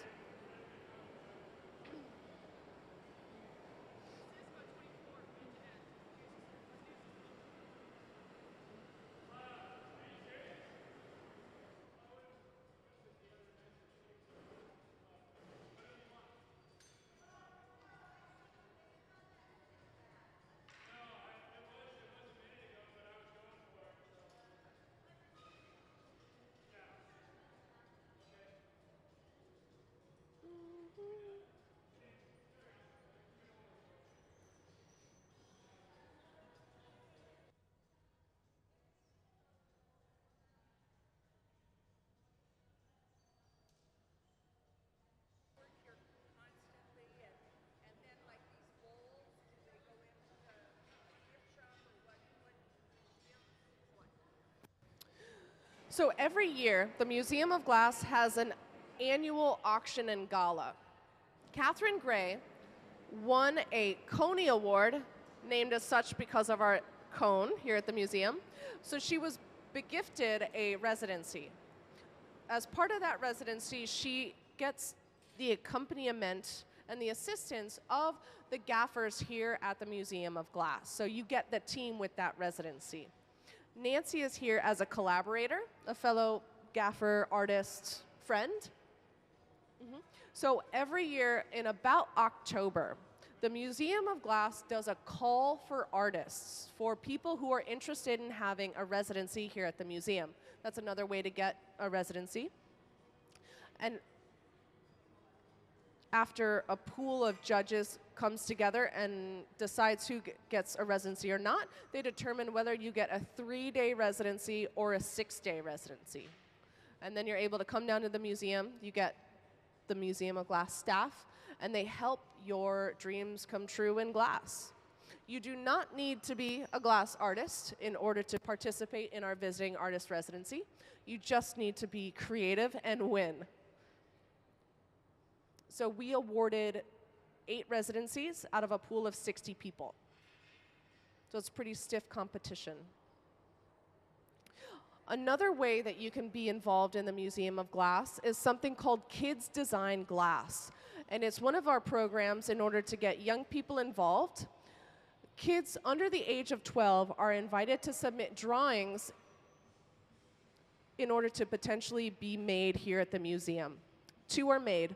One goes to the family in which the child is from, and the other is part of our Kids Design Glass collection. On the way to the restroom, you can see some of the examples of the creative spirits. Yeah. So ladies and gentlemen, that was just the spinning out of a rondelle. You saw we got it really nice and spicy up at the front, and then the centrifugal force of spinning that pipe opened that up. And you can see, I've talked a lot about the changes in stiffness of glass. You can see it right there in the middle.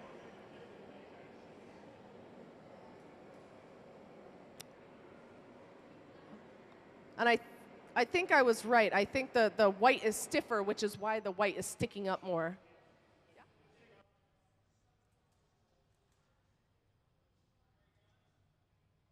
The question is, are some colors more difficult to make than others? Hold on 1 second, I'll answer that in. Here's the final bonk of the piece. Can we go ahead and give them a round of applause? Our second piece in the annealer. So that big black box right there is called an annealer. And over the course of 8.5 hours, it will go from about 950 degrees to room temperature. The annealing process is quintessential to making sure that we have glass that's able to survive in room temperature air.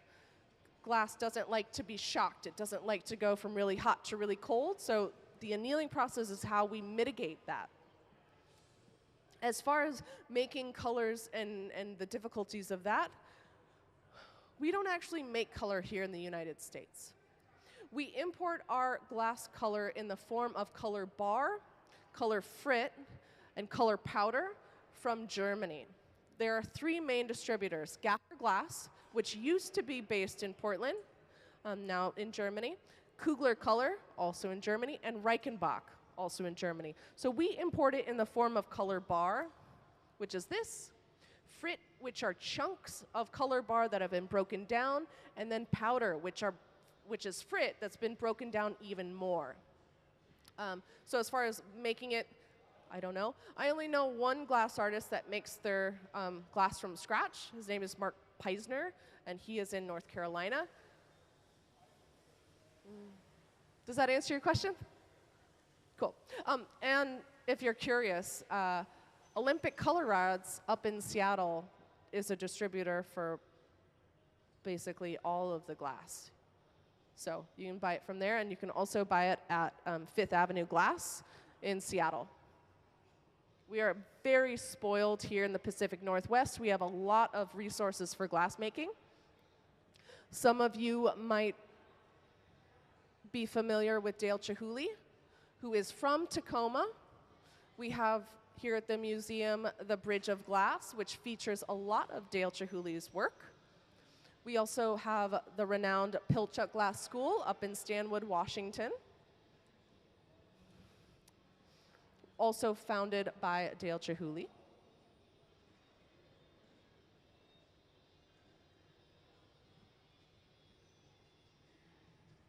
Any other questions for me?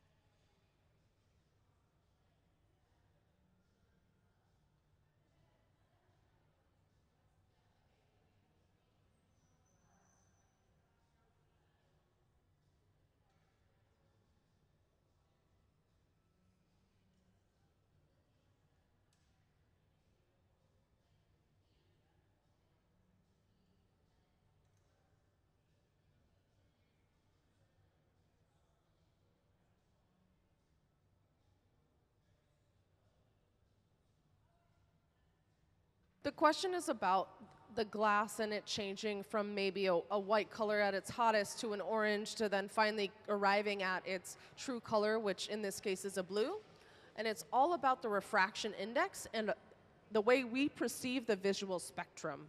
So there's something magical, chemical happening that's causing it to appear orange, and that's because of that heat. It'll always be that kind of orange at about 1800, 2000 degrees, and then white when it's closer to 2100. As far as the technical specifics, I just work here above my pay grade. I don't know. But it is a pattern that is what's happening. It is part of the visual spectrum and how the heat and the refractive index of the glass changes as it becomes more molten.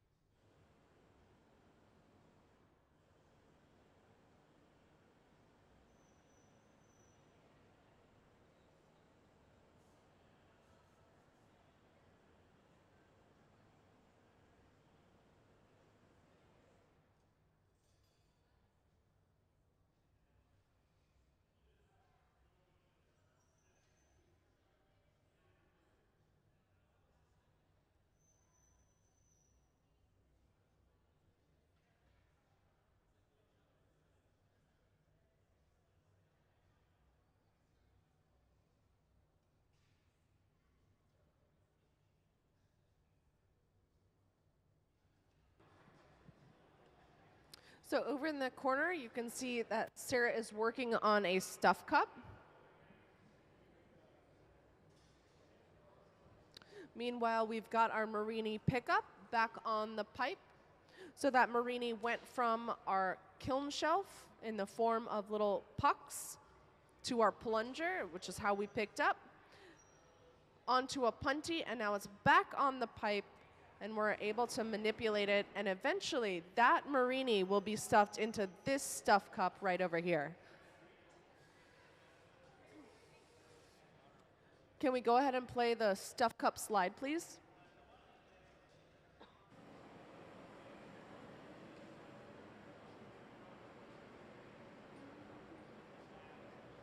This is a glimpse into what I'm referring to. So over in the corner here, the color cup Sarah has in the corner right over there.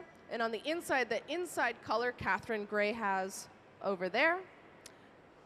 And for those of you who are just coming into the museum, we have visiting artist Katherine Gray as part of our Coney Award winner from our annual Red Hot Auction and Gala from last year.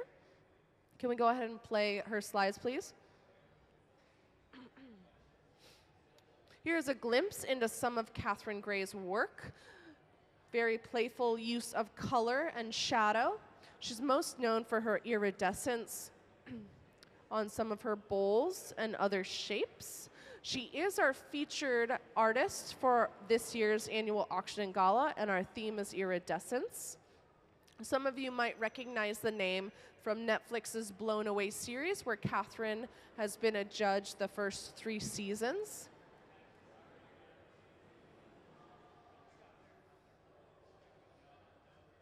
We also have Nancy Callan here today as a collaborator.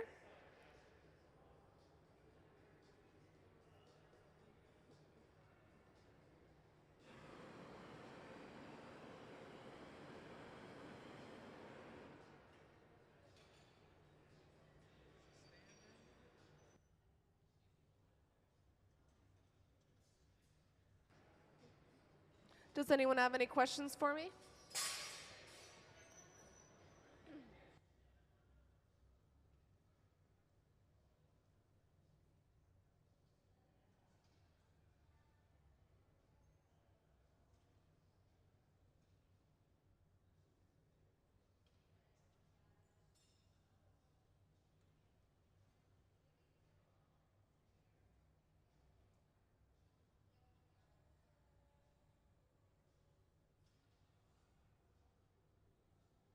Now Catherine's going in, taking a gather of glass.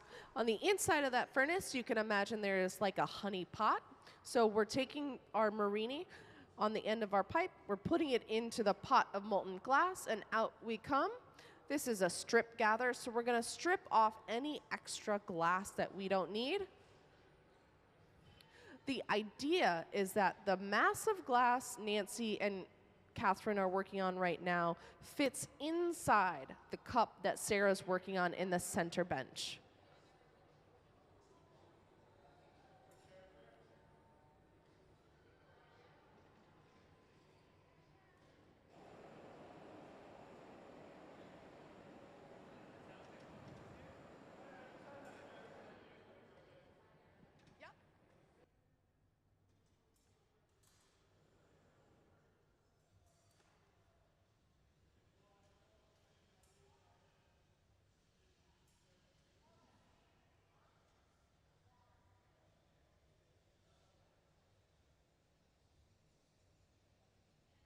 So all of the clear glass that we're melting here at the museum, if it's clear, it can be recycled.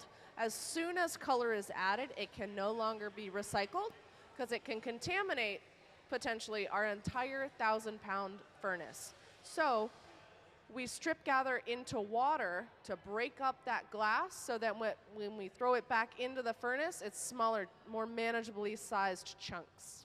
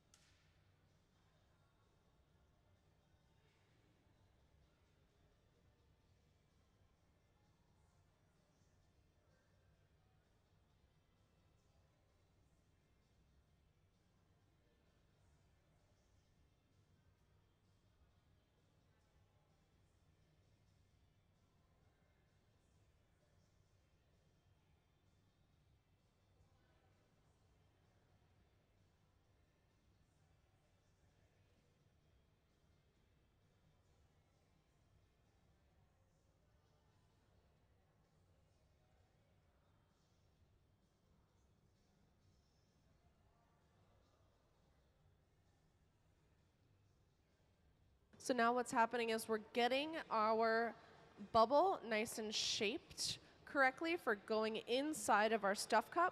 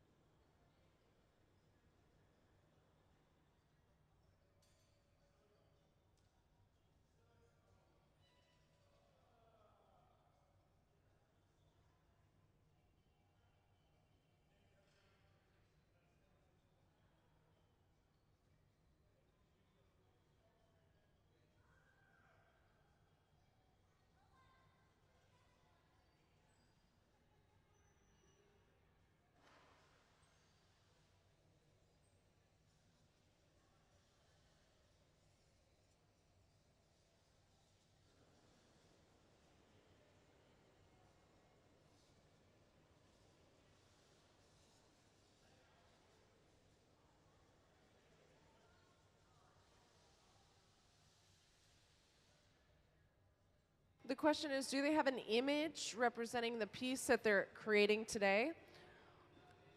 The first two pieces they've boxed have been plates. I think that this will also be a plate. I think that both Nancy and Katherine are just experimenting with this granulini technique. It's something I personally haven't seen within their work before.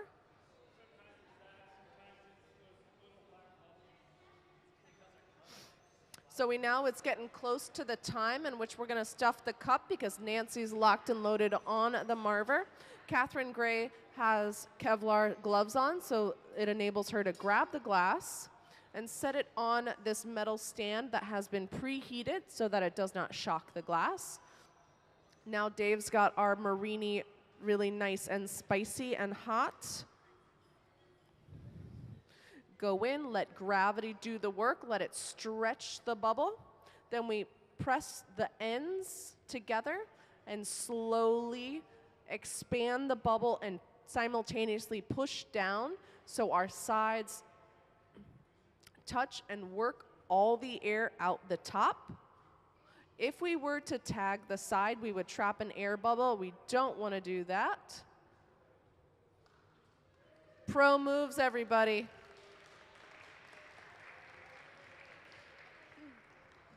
For those of you just coming in, we have visiting artist Katherine Gray doing a series of collaborative pieces with Nancy Callan.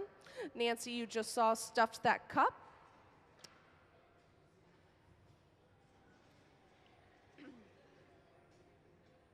Absolutely. Have a great time. Thanks for coming in.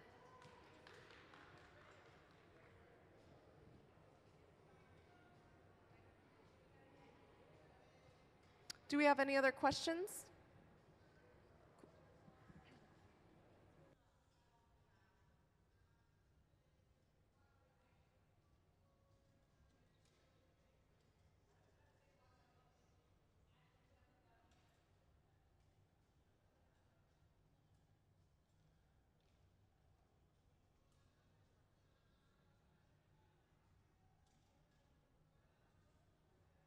Can we take this time to go ahead and play Katherine Gray's slides, please?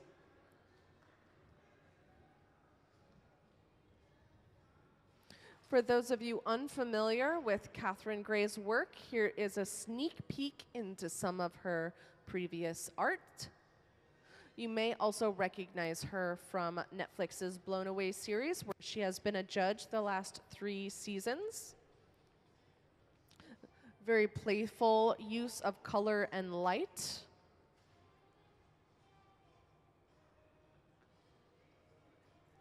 She will also be our featured artist for our 2023 Red Hot Auction and Gala, where our theme is iridescence.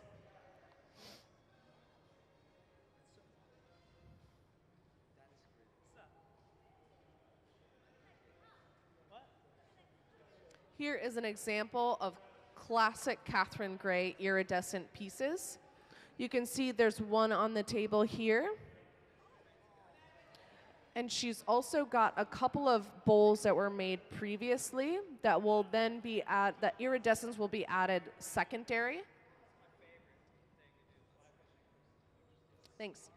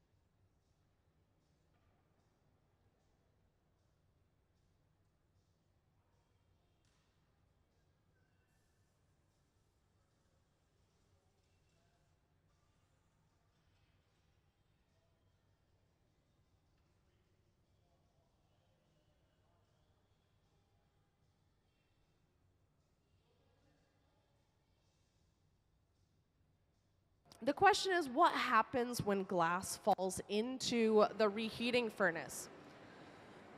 Luckily, it doesn't really happen these days, not with a skill as high as everyone here at the museum. But in a panic, something breaks off in the glory hole. You take another pipe and you try to get it out as soon as possible. Because what happens is that molten glass is very caustic, and it breaks down the refractory on the inside of that reheating furnace, and it causes major problems. We need to maintain that refractory as much as possible so that we don't have to keep repairing our furnaces over and over and over. Sometimes in big production shops, they put down something like kitty litter at the bottom of the reheating furnace, and they call it a diaper. So it's just very attractive. You know, it's like this wonderful thing that we do not put down a diaper, but in some major factories they do.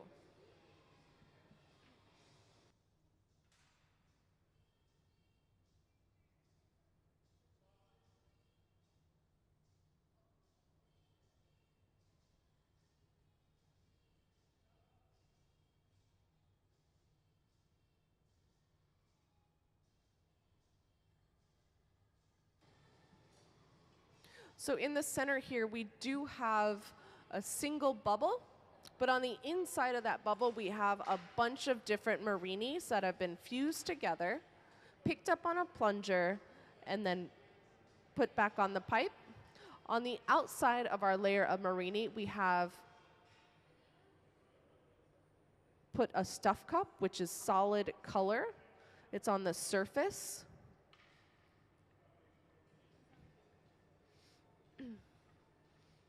Now we'll begin to shape it on the pipe side, which is where we're at right now, and then eventually be puntying it up so that we can open it up from the opposite end of the pipe.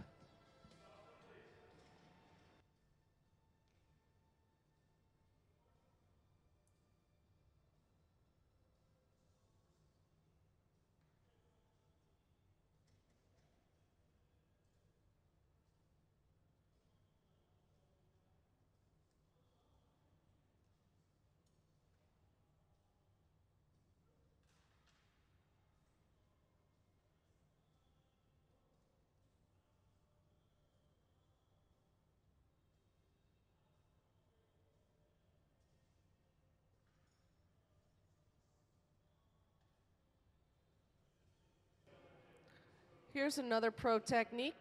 Ben is using a piece of cold glass in order to mark the center of the glass that's on the pipe. Now that he's marked the center, that's where we're going to be adding clear glass. We want that clear glass as a buffer in between our many layers of color and the bottom of the piece, so that when we go to break off this piece at the very end, we're not jeopardizing all of the color that we've worked really hard to put in this piece of art. So now Gabe is going to go take a gather of that clear, and it'll be added to the bottom of the piece that is in the center stage.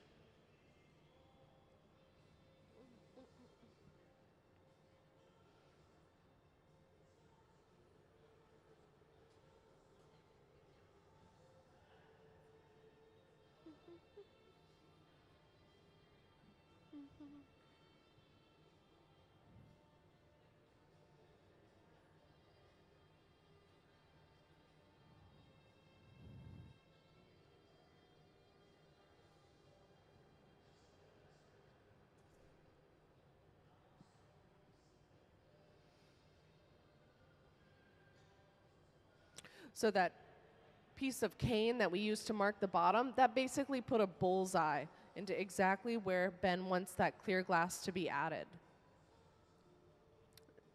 The back side or the handle of the jacks is called the straps. So he's using the straps to sculpt that clear glass. This is eventually where we will be attaching the punty to work the glass from the opposite side.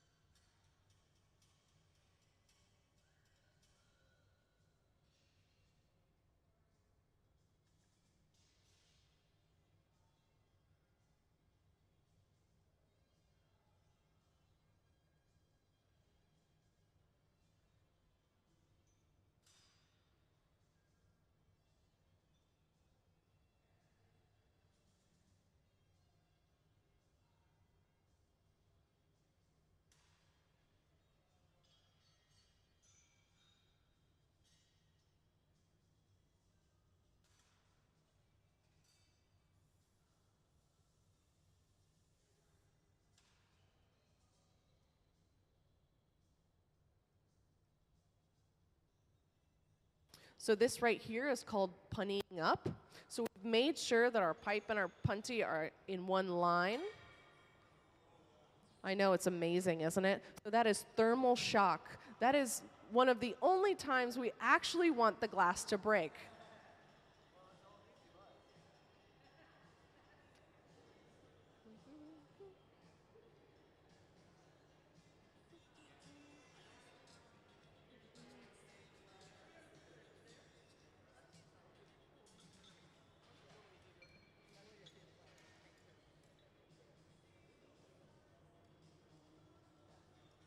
And so now what we're doing is we're making sure that that glass is perfectly on center. If we were to continue the project without being on center, it would not be an evenly distributed glass. It would just wonk, wonk, wonk, wonk, wonk. So we don't want to create more work for ourselves, so make sure it's really nice on center. Let that punty stiffen up, and then we'll begin heating up the lip.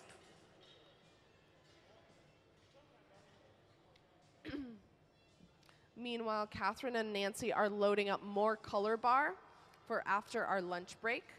So we'll let that color bar get really nice and warm. Our garage has a cold side and a hot side.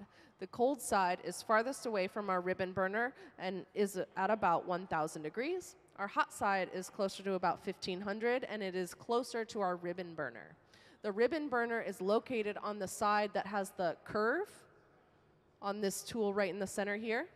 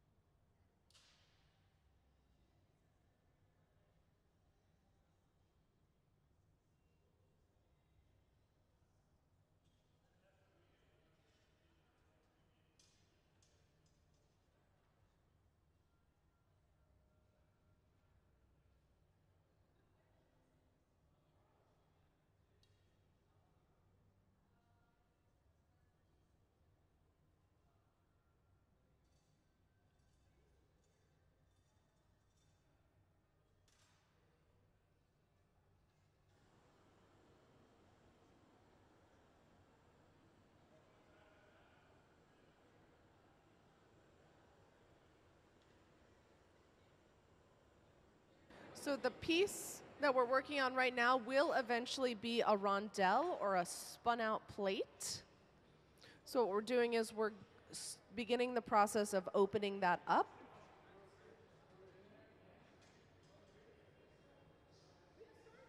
So on the inside of this piece, it is our granulini marini. So it's a combination of different stiffnesses of glass that will create a granular-like aesthetic on the inside of this rondelle.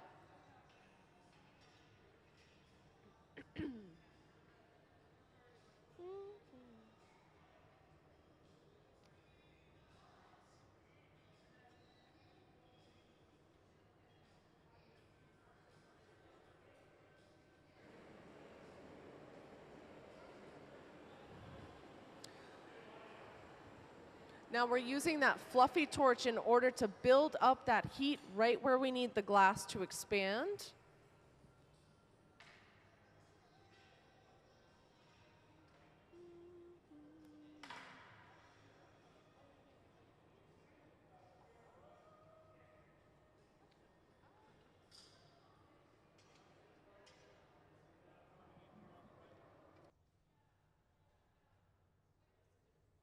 So you'll definitely want to pay attention to this heat. Ben's going to get that really nice and hot, and then he's going to use the centrifugal force to open up this rondelle into that plate shape.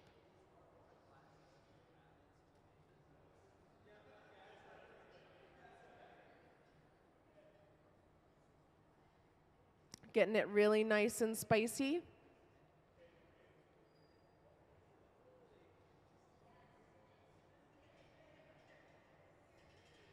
So it's that centrifugal force of spinning it out that's causing it to flatten.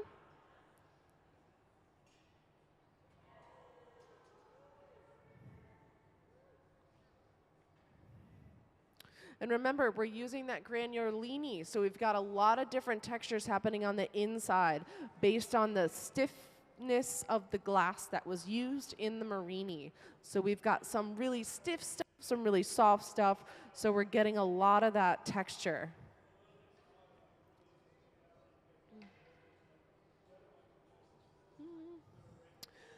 For those of you familiar with stained glass, rondelles are often used in stained glass when you have that circle shape.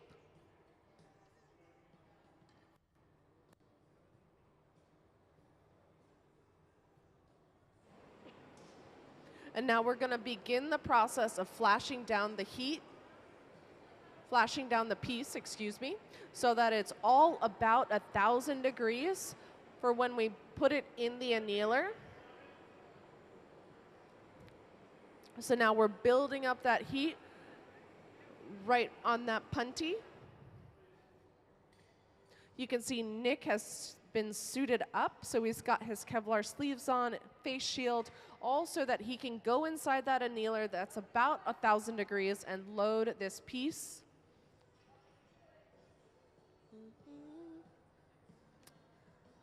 Now that we've built up heat in that punty, let it cool down to that 1,000 degrees, and now water is added to create thermal shock.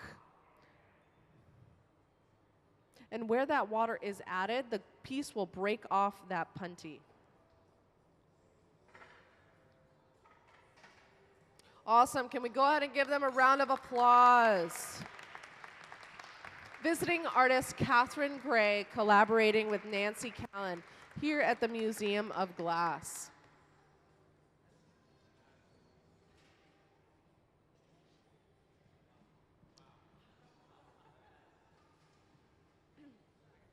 And now we will be taking a 1-hour lunch break. There will be signage at the front of the hot shop for when we are coming back. You're more than welcome to sit and chill, but we are all going to scurry along.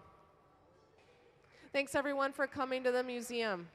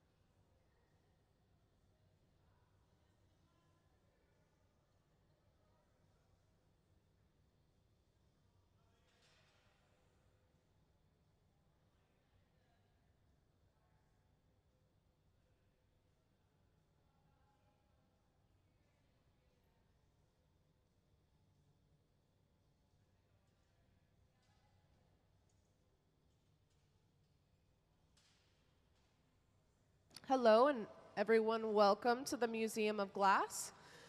Today we have visiting artist Katherine Gray collaborating with Nancy Callan for part of Katherine's residency. She was awarded a residency by being chosen to receive a Coney Award last year at our annual auction and gala. Over in the center, you can see that Gabe has a plate of Marini. We're doing a lot of granular leany Marinis today, where we have a combination of stiff and soft colors that create a texture on the inside of the vessel.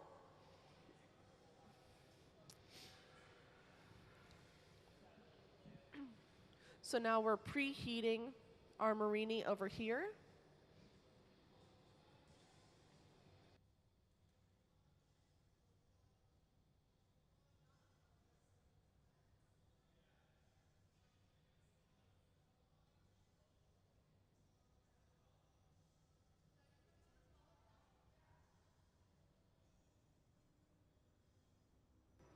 So Nancy is creating a collar in order to pick up our Marini. For those of you who were here earlier, we used a plunger technique. But because the Marini orientation is a rectangle and not a circle, we're able to roll it up just like you would roll up cane.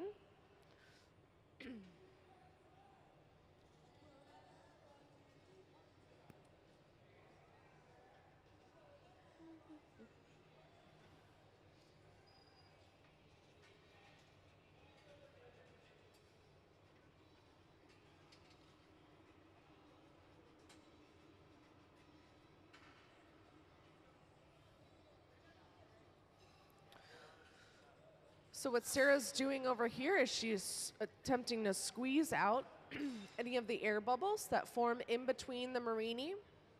The Marini are all circular. So when we lay them out in the rectangular pattern, we've got holes in between all the circles where they're not touching. So we've got to squeeze and smush out all those holes. Otherwise, we can trap air bubbles.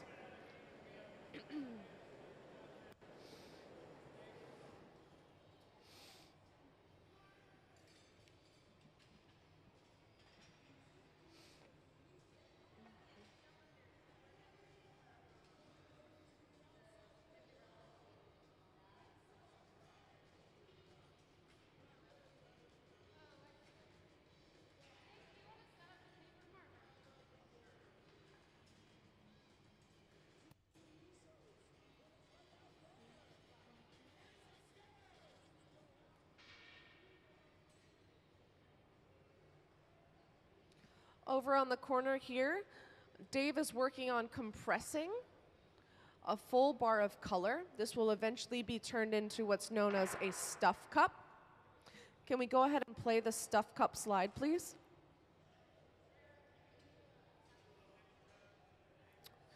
So Dave will eventually be making, on this diagram where it says the color cup, the inside color is actually going to be our Marini. So we'll have Marini on the inside of the vessel and then the solid color on the outside of the vessel.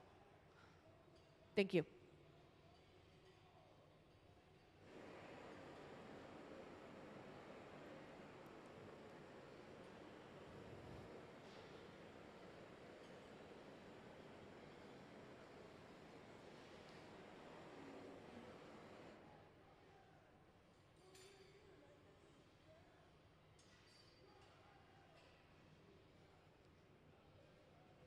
Does anyone have any questions for me? Yeah. How hot is the furnace is the question. Our furnaces melt glass at 2100 degrees. They run 24 hours a day and are powered by natural gas and forced air. Our reheating furnaces are closer to 2300 degrees.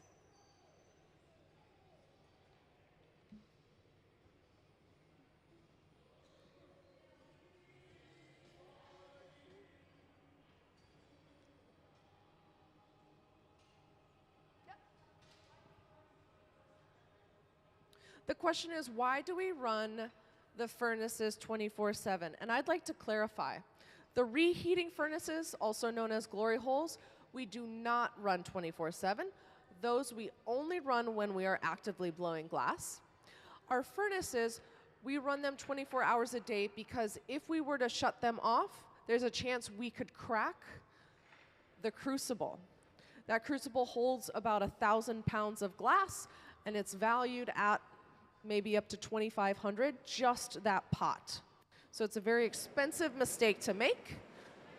Question might be, so what happens when the power goes out? We actually have a generator.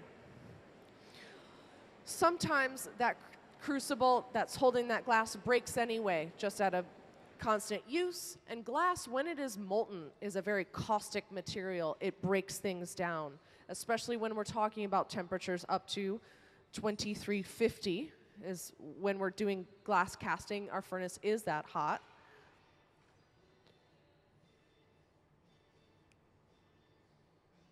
The bottom furnace where the crucible is has been replaced once in 10 years. So it's only when we are replacing it that we have to turn it off.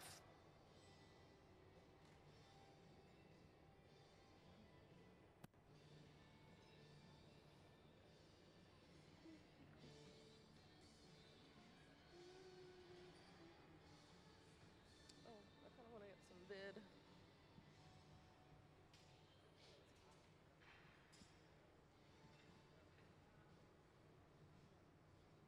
Do I have any other questions? Cool.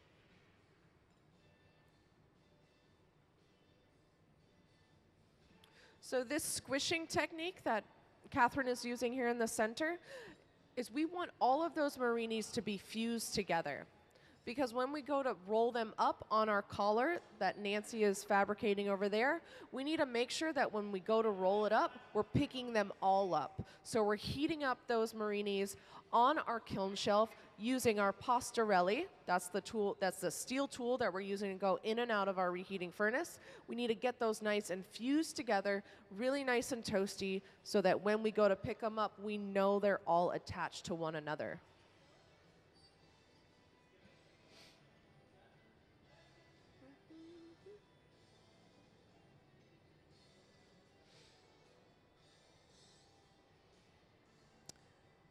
Can you play the color drop slide for me?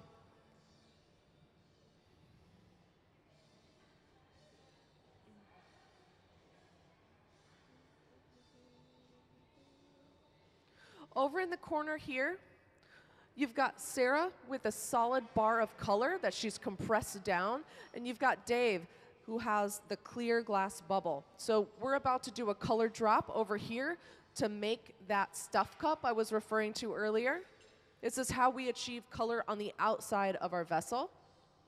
Here in the center, Nancy is doing our roll up. Right? We needed to press all that glass together. We needed to fuse all that glass together so that when she goes to pick it up, picked it all up. Now Nancy calibrated the size of that collar. She needed to make sure that the diameter of the clear glass on the outside of that pipe matched the circumference of the pickup once she did it. And now she'll be able to take the tweezers and close that and make it a cylinder, going from a flat rectangle to a cylinder. And from there, we'll be able to close it up and create a bubble.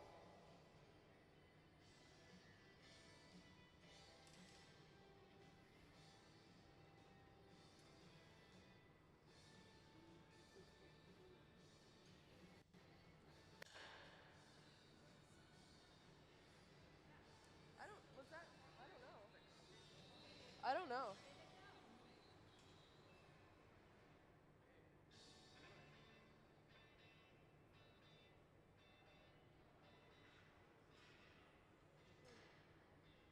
That was a little hot trap drama.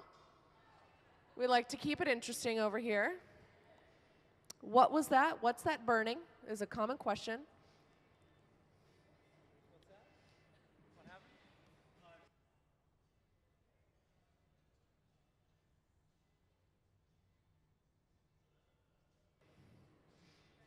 So now Nancy is able to use the weight of the glass in combination to rolling on the marver The marver is that steel table in the center here. We're able to use the weight of the glass and the marver to really close our seam right where those Marinis met up. And over here, Dave's got our clear bubble pointed upwards. Sarah's getting that color drop really nice and molten, and we're gonna see in action this color drop onto our clear bubble and drape over. Arms up, we're allowing gravity to do its job. The glass is coming off of that pipe. Now Dave will cut the color right before the clear. We don't want to take any of that clear, we just want the color. And now we'll evenly distribute that glass around that clear bubble using a combination of the shears like you see him doing here and the marver on his side of the hot shop.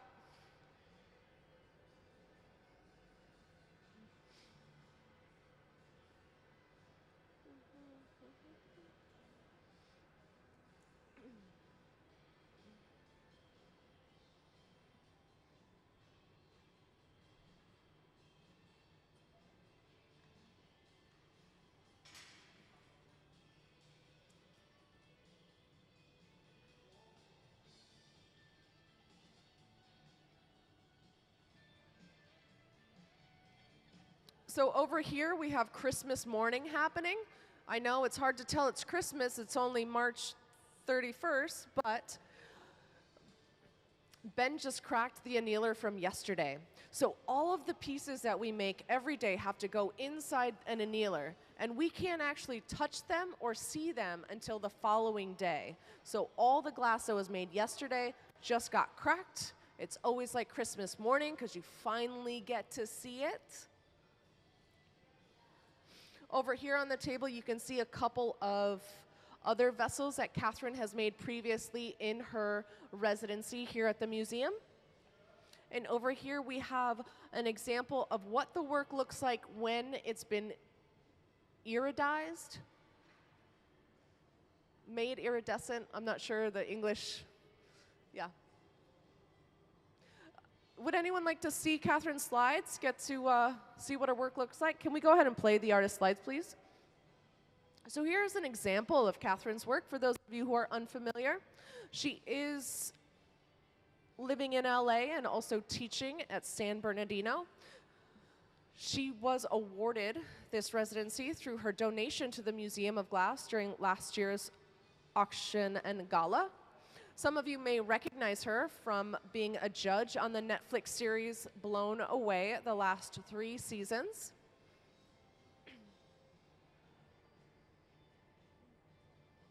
She has been collaborating with Nancy Callan for quite some time.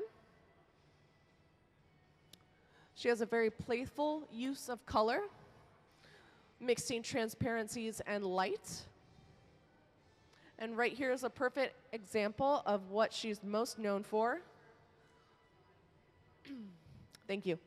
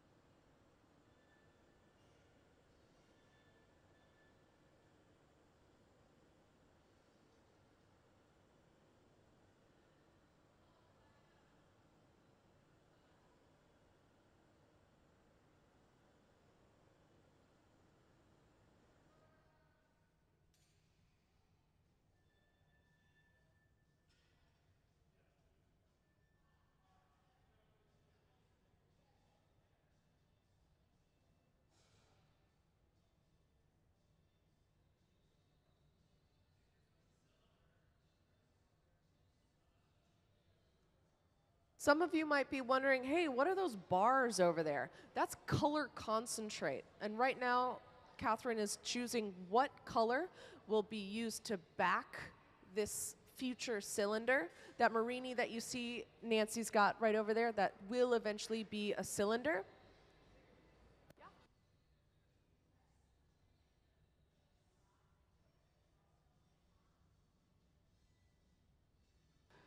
The question is, why don't we have heat radiating off the pipe? We do, but it's not as far as you think. So the construction of that pipe is solid steel at the end that's then welded to a tube. So the tube, because it has less mass, has less heat transference. Also, throughout the process, whenever the pipe does get warm, we have 2 pipe coolers on either side. You'll see either right before we gather or right after we gather, we go to the pipe cooler and cool down the pipe. That's essentially a foot pedal operated water fountain. So we're using water to cool down. You can also see there is a heat patina on that pipe right where it gets darker the closer you are to the glass. And you can see when it's silver, if you watch his hands, it stays on the silver part.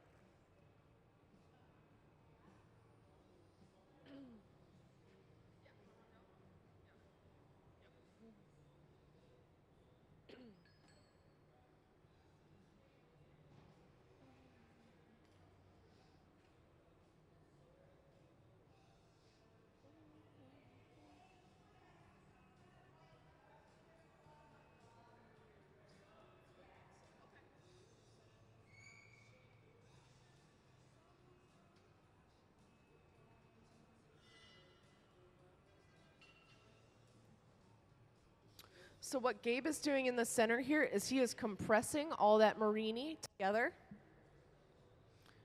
He needs to eliminate as many air gaps as possible in between those circles.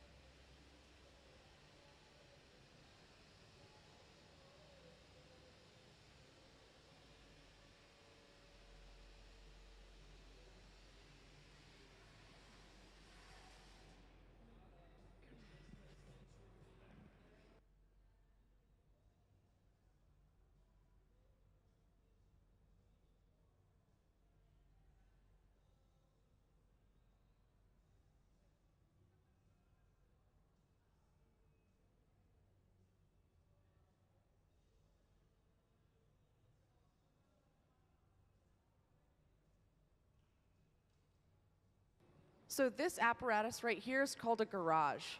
And right now what we're using it to do is to heat up those solid bars of color. So we've got a cold side over here, and we've got a hot side over here. And the side is determined by how close we are to our ribbon burner. Our ribbon burner is plugged in right here. It's the fire. And it's round so that we have heat going over to the cold side. So right now we need to preheat that color bar. So Nancy's got one of them stabbed up, and she's hovering that color bar over that ribbon burner so that we can make sure our color is nice and preheated.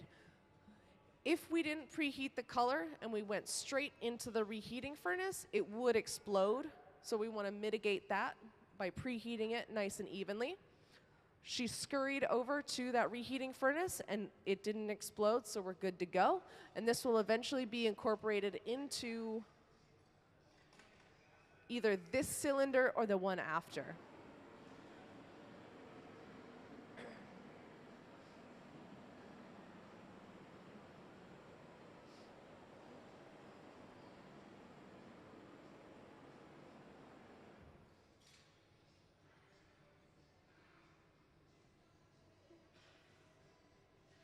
Now Katherine is making the next plate of marini.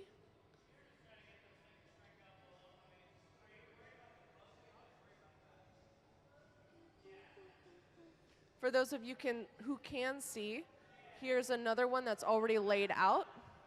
Right, so these little solid cylinders of color that have different patterns and are made up of different colors. Those are called marini.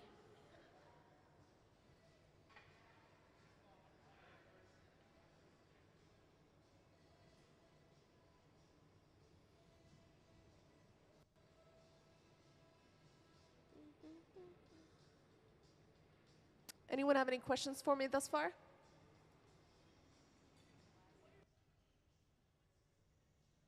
The question is, what are they making? This will eventually be a cylinder with Marini on the inside of the vessel and a solid color on the outside of the vessel.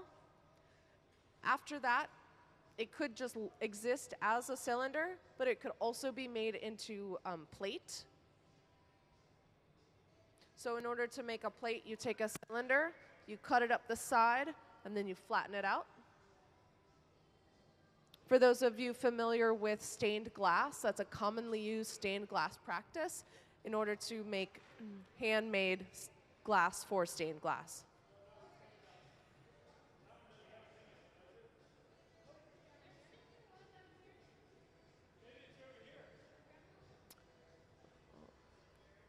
Right here, we are making a clear glass plug.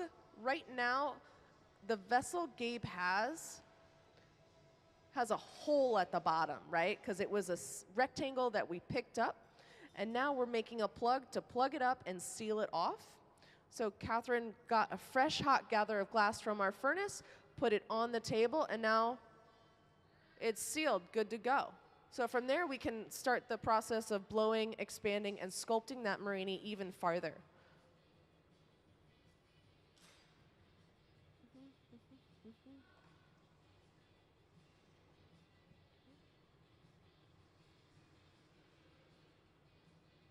If you guys remember that color drop that happened earlier, checking back in with that process, Dave is using the pipe cooler, so that's how we keep it nice and cold. And so he's encased that colored glass in clear, right? Because we had our clear bubble to start, then we did our drop of color, and now we have another layer of clear on top, so we fully encased that. And now we'll begin the process of making that stuff cup.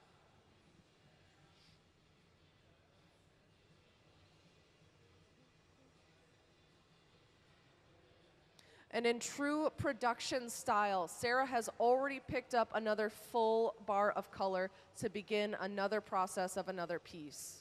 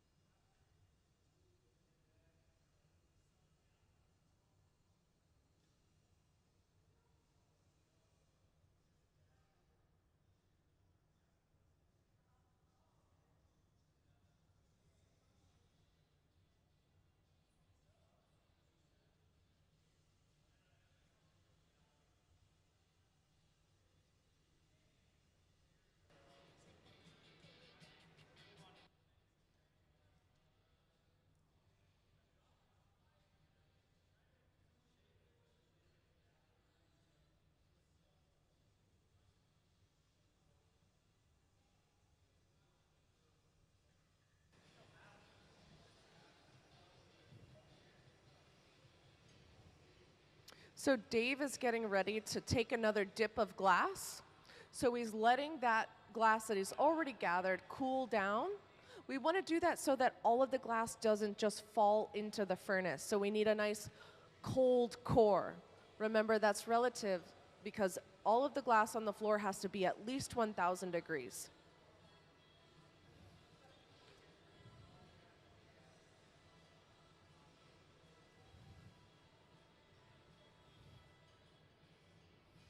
Now, not a strip. Now he'll go over to our pipe cooler, make sure that's nice and cold, because remember, the pipe is its hottest when it goes into that furnace. It's exposed to the most heat for the longest amount of time.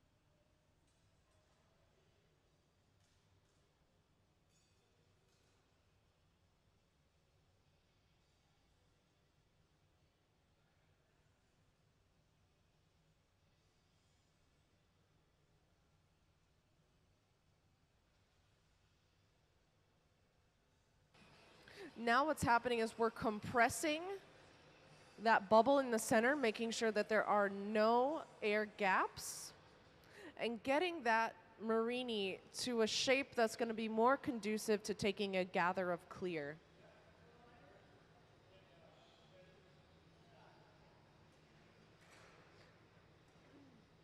You can see our clear plug at the very end is nice and bright and orange.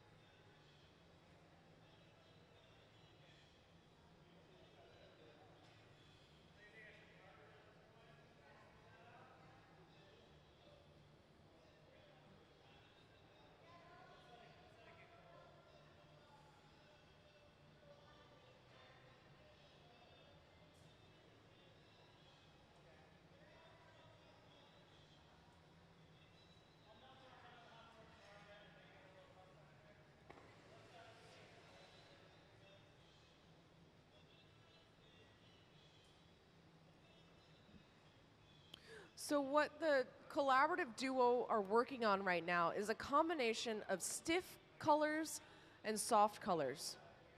So what they're troubleshooting right now is what to do about when the stiff colors and the soft colors come together and create little pockets.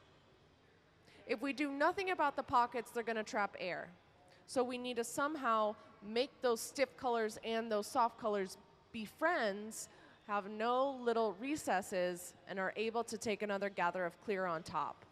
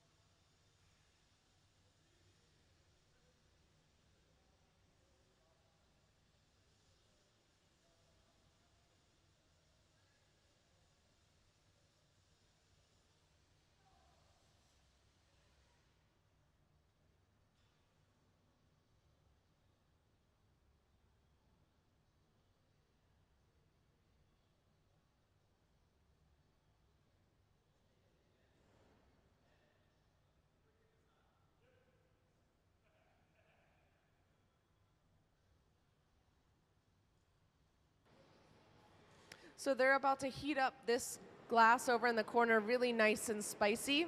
So Ben stepped in. This is called the jack line heat. So it'll be some of the hottest glass that they'll work with on the floor. They really need to get the glass right next to the pipe, super hot, so we can use our jacks and cinch in to create that jack line. The jack line is where we will eventually be breaking it off the pipe.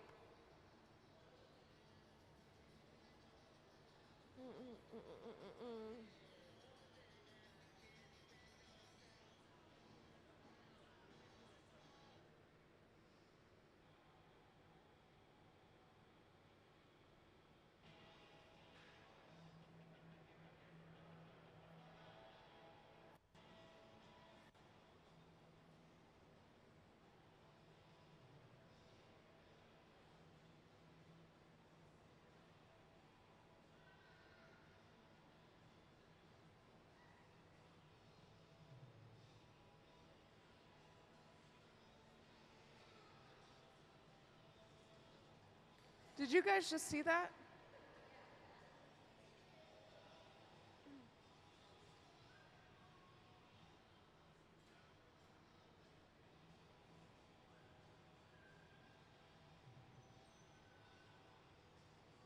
Here's that jackline heat happening over yonder. So we used gravity in order to stretch it out.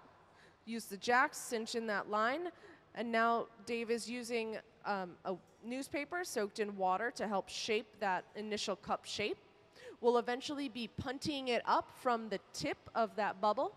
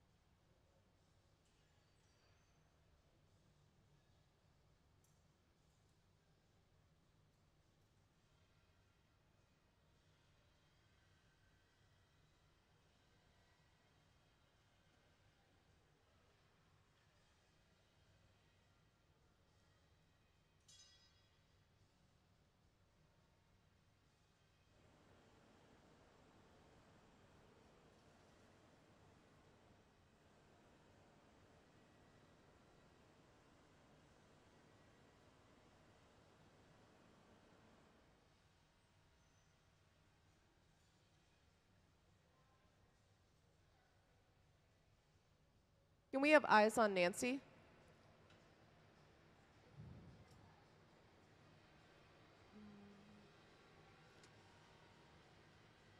Never mind.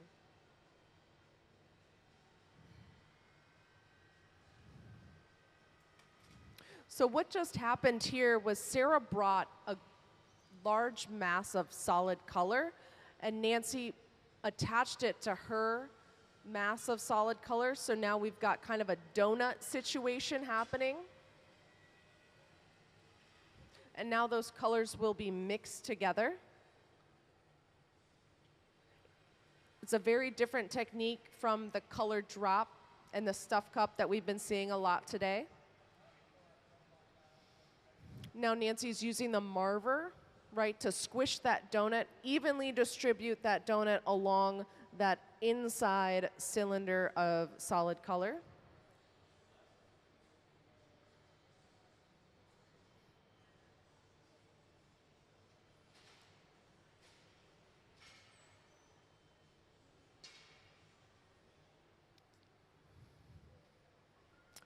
Can we have eyes on Dave? Over here, we've got the start of our stuff cup. Ben is now making a punty, so we'll be able to work the stuff cup from the side that's now attached to the pipe by using a punty to transfer those sides. Punties are created on a solid rod, typically, with clear glass that is used basically kind of like hot glue. We're going to hot glue using some clear glass on our colored cup, and that's so we don't jeopardize any of the color The clear is expandable. We don't want to ruin any of that color we've worked so hard to put in.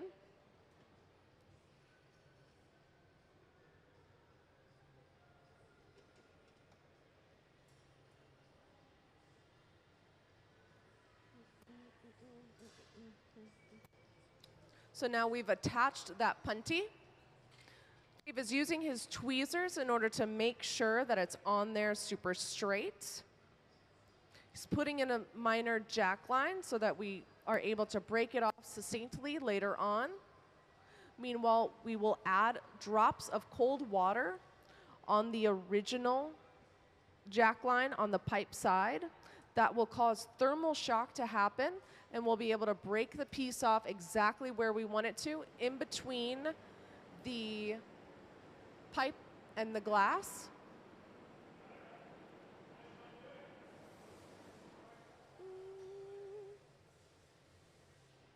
Letting that punty set up, get nice and stiff. There's our drops of water. And then vibrations are sent up the pipe, and it breaks right in that jack line.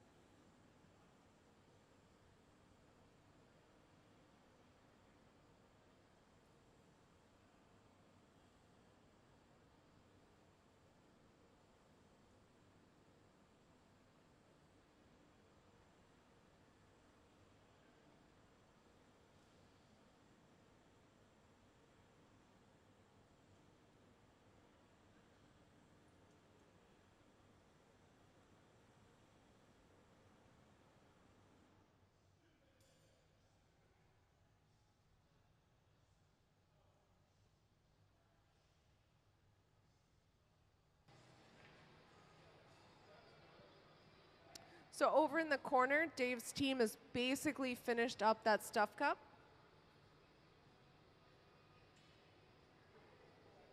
What's happening here in center stage is we're still trying to figure out what to do about the glass expanding and contracting in two different rates, which is kind of what we want to have happen, but right now there's a large hole, and we're trying to figure out how to fill it.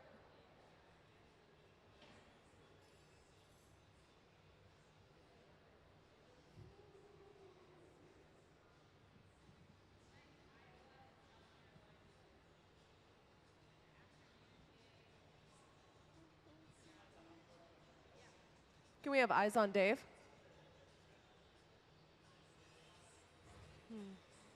Here we're using a newspaper to help shape that stuff cup. We want really straight sides. You can see in real time as the glass is exposed to the room temperature air and the cold newspaper, it changes closer to that final color, which is a dark blue black.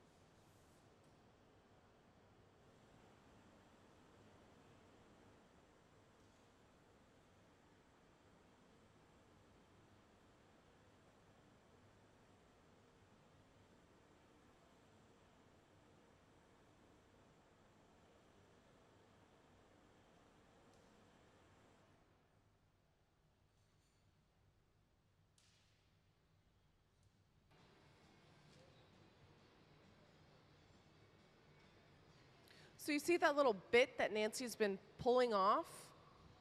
That's so she's got something to hold on to, like a handle. I'm not entirely sure how that'll come into play. But that's also why she cooled it before going into the reheating furnace. We want to make sure that that part stays really nice and cool.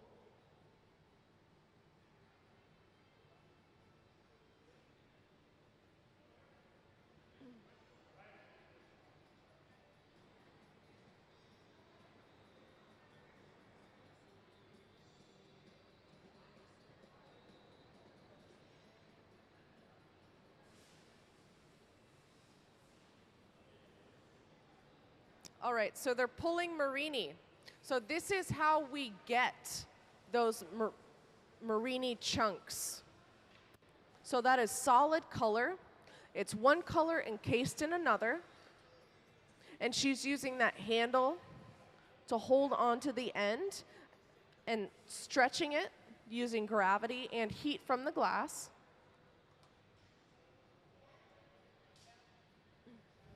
They're using the air gun to cool the glass where it's stretching at a faster rate.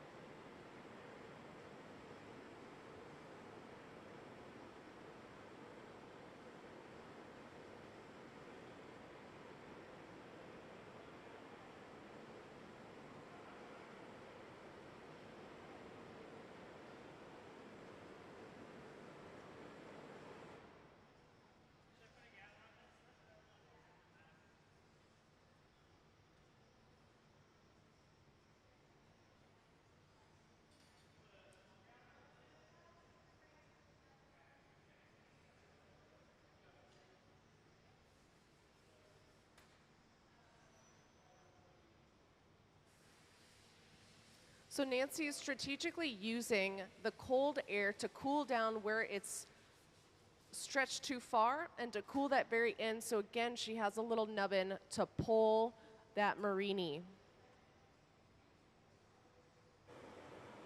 She's using the fluffy torch to heat the glass where she wants it to pull the most.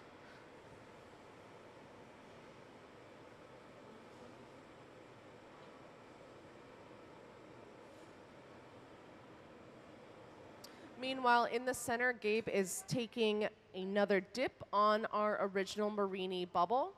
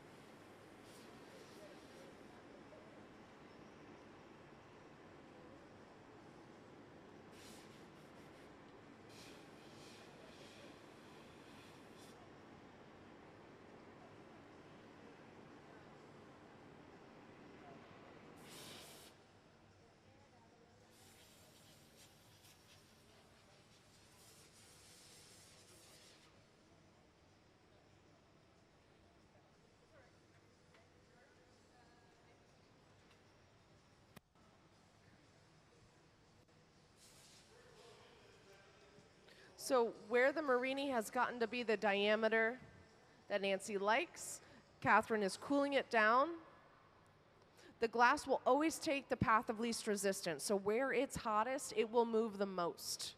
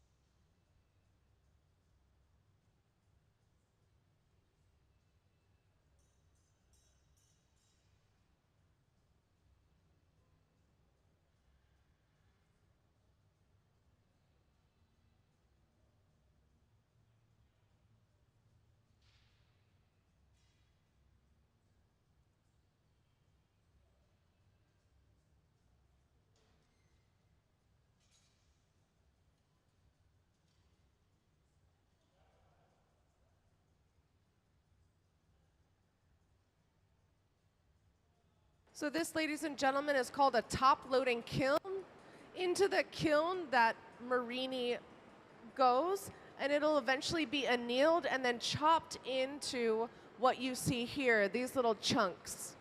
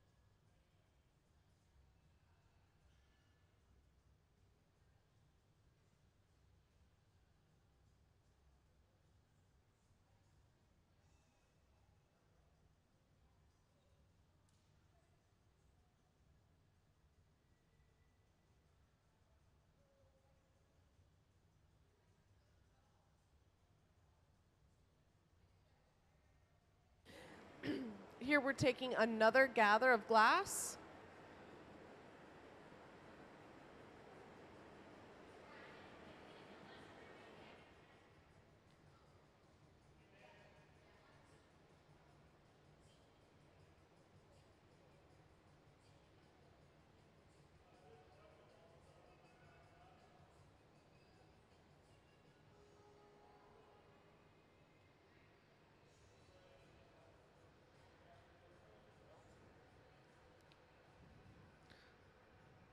So now we're doing bubble surgery. So when that gather happened, a couple of air bubbles got trapped inside that molten glass.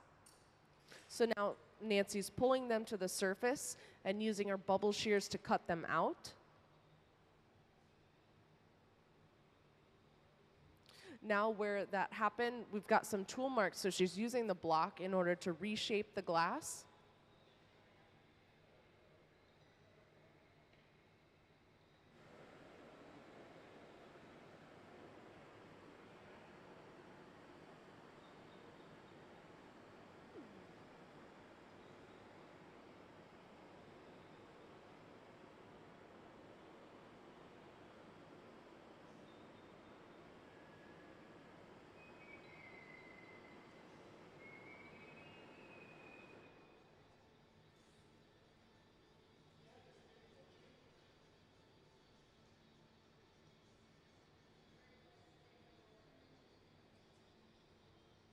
Does anyone have any questions for me? The end goal right now is for this bubble to fit inside that cup. So we want this to be as close and as close as to filling that cup as possible without being too large.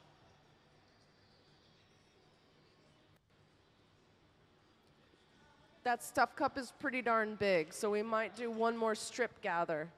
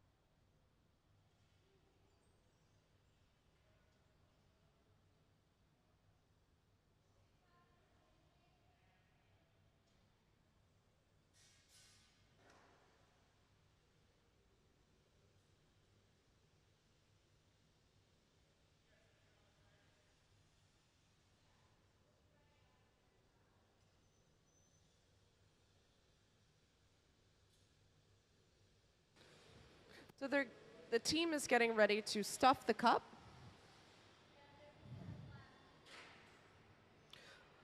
So Dave is going to get that glass really nice and spicy, really nice and hot. Nick will grab the cup from Sarah's pipe, place it on this preheated metal stand, and then Nancy will stuff that cup using a combination of gravity, pressure, and air.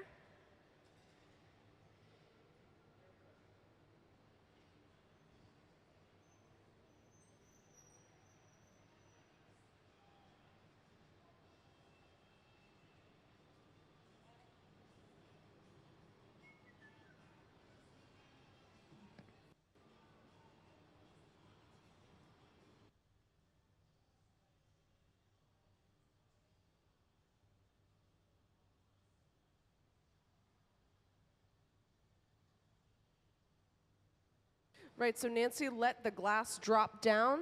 Those two peaks touched one another. She pushed down to make proper contact, then began expanding by blowing gently into the pipe. And that made sure that the glass fills in such a way where we don't trap any air bubbles on the sides of that stuff cup.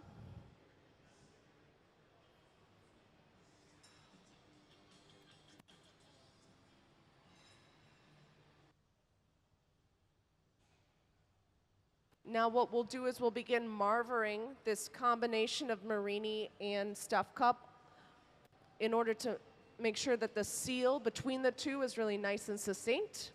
So by using the weight of the glass and the angle in which Dave is marvering, we're able to push down that back flap that is not yet attached. And this will happen over a series of heats.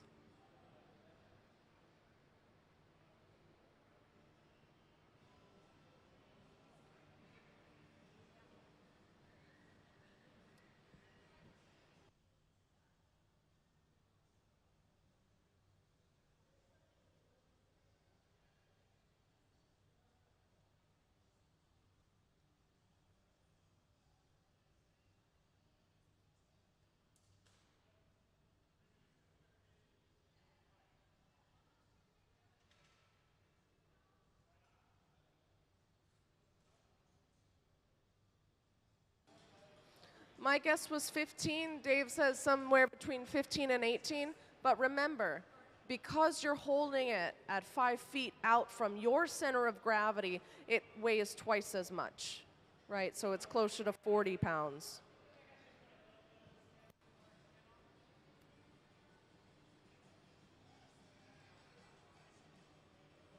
And that's without the weight of the pipe. So the pipe itself weighs probably 6.5 pounds.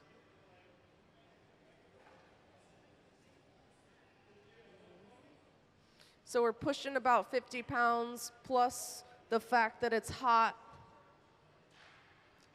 I'd say it's a little uncomfortable.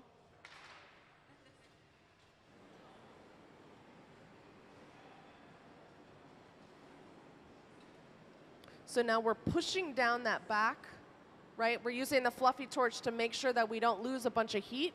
Pushing down that back flap, making sure that there's a really nice seal in between our stuff cup and our Marini interior bubble.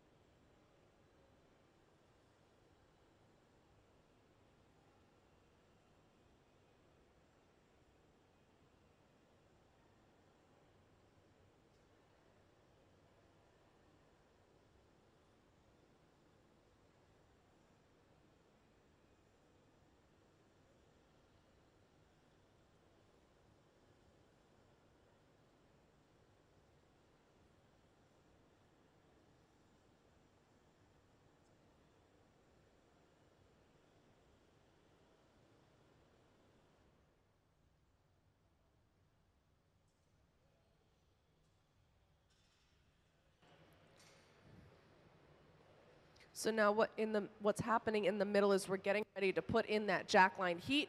So we've been building up the heat on the back side, the side closest to the pipe, for several rounds of heating. Some of the faces they make that you're seeing on the camera are hilarious, right? I think they forget they're on camera. I just saw a wonderful face.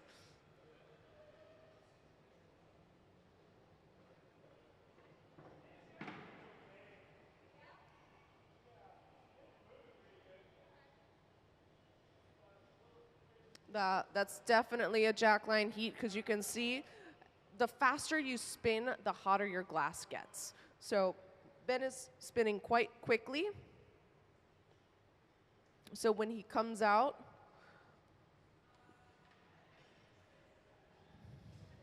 really nice and spicy. That's quite a bit of glass. He's holding it upward. We're letting the glass kind of fall off that pipe. And now Nancy is using what's known as a koozie. It's a Kevlar sleeve that a wet newspaper is inside of. When you just use the wet newspaper, which is common practice, you get a lot of smoke in your eyes and it's really uncomfortable. So by putting that wet newspaper in a koozie, you kind of mitigate that part.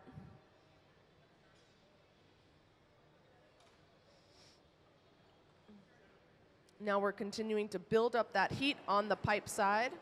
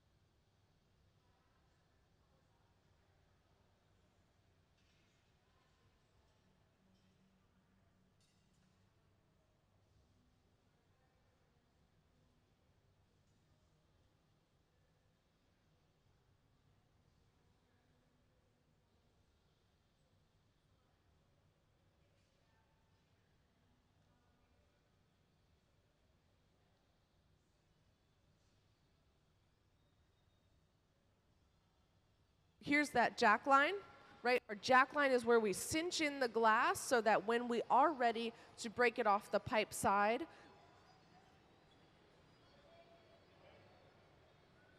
it provides us a space to do that safely. Meanwhile, Dave is blowing, and remember, the glass will always go to the path of least resistance, so the hottest parts are getting blown out faster. So Nancy is controlling that by using that koozie to cool down the glass where she wants it to stop blowing out first. Using her jacks to really cinch in that jack line, using gravity to have it fall off the pipe.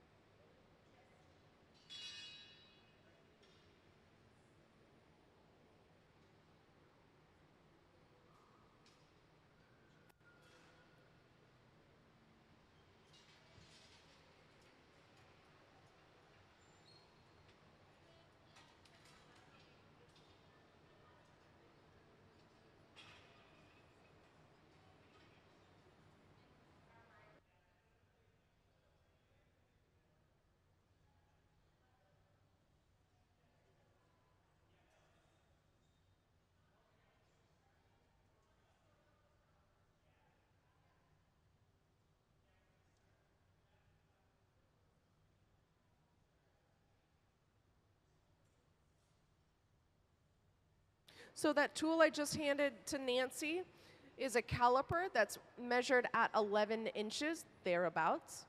So we're shooting for that to expand that bubble to about 11 inches and set our diameter. And then from there, we'll begin to stretch. Quite a bit of glass. You guys see the kind of ripples on the surface? Now that's our stiff glass and our soft glass, expanding and contracting in different rates. So we will always have that texture.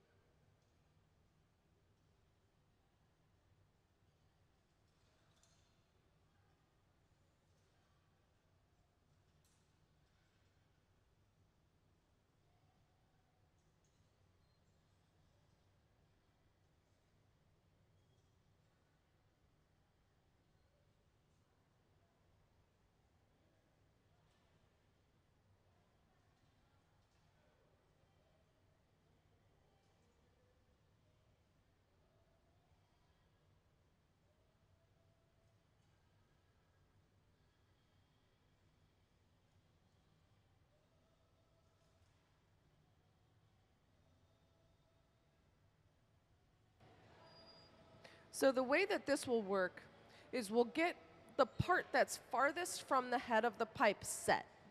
We'll get it to the correct diameter, we'll put a bottom on it, and then we'll punny it. And that'll determine the other side of the process. You always work from the bottom towards the top because of the way glass blowing inherently works, because you punny up from the bottom and you blow from the top. So the part that's attached to that pipe will always have a slight taper inward until we move to that punty side. And as this glass is blown out, you can really start to see that texture from that granulini.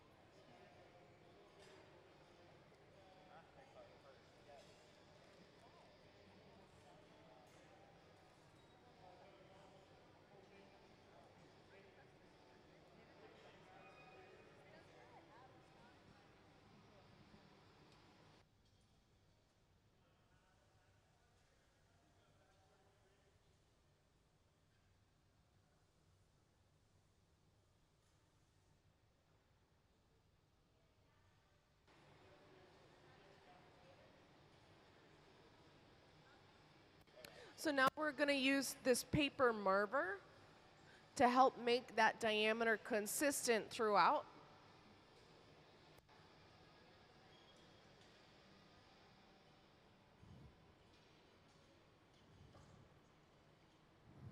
Simultaneously, Gabe has a paddle that's putting pressure up against, putting a bottom on the cylinder as well.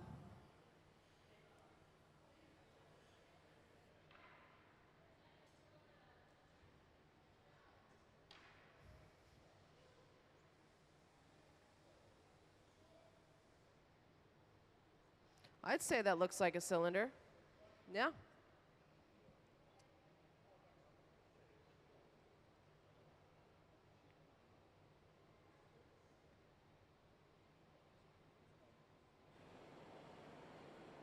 So now we're going to punty it up.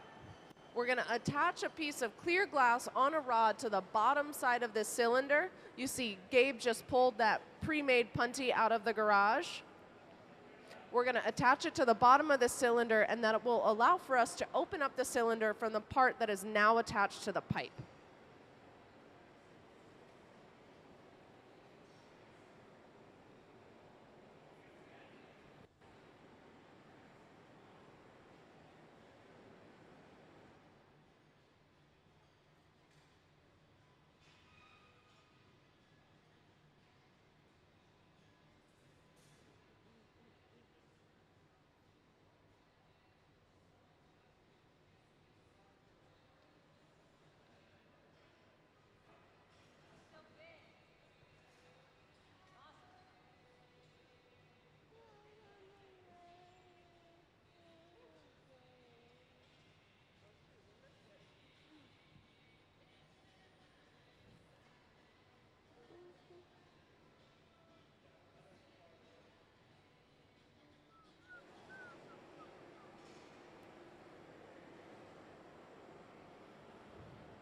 So Nancy put chalk on the bottom,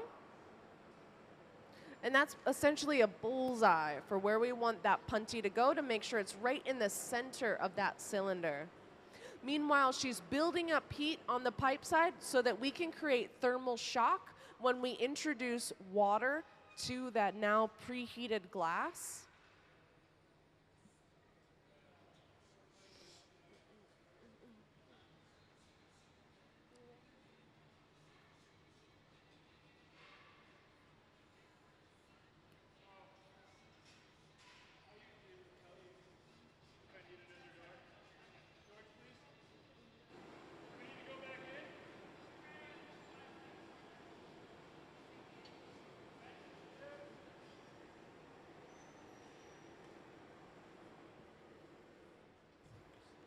So the reason this has to happen so quickly is because we've got a certain amount of time before that glass is now too cold. That glass is on the brink of breaking and shattering. So we need to make sure that we've preheated our cylinder hot enough so when it's exposed to that cool air, it doesn't get too cold. We need to make sure that we have enough time so that our punty is able to cool down and get stiff. Otherwise, if we don't let our punty cool down, that glass could fall off.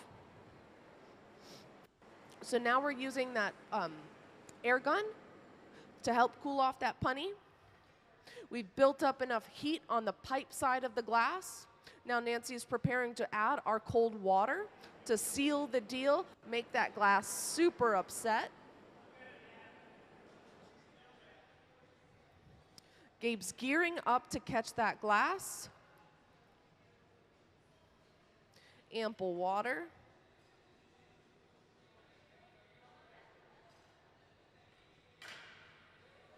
Woo! Can we get a round of applause?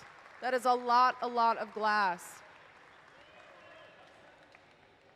Congratulations, we're only halfway through.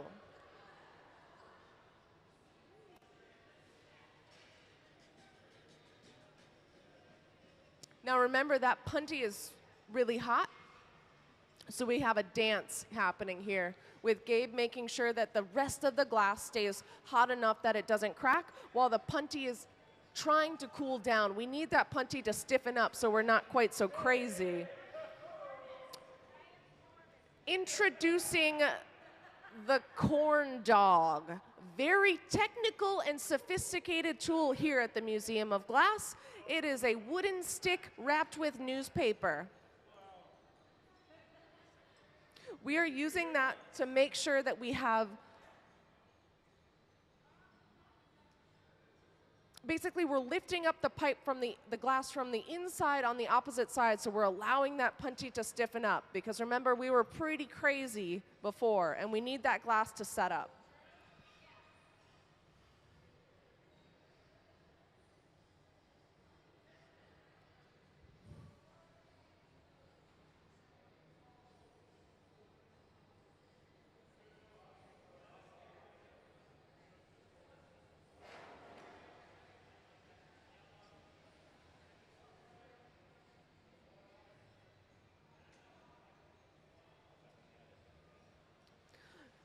Now that the puntee is more under control, we can heat the lip. We need to thin the lip because where the glass was attached to that pipe, it'll always be thicker because we've cinched in that glass. So now we need to get that lip really nice and hot, and then we'll cut it off to thin the glass more evenly.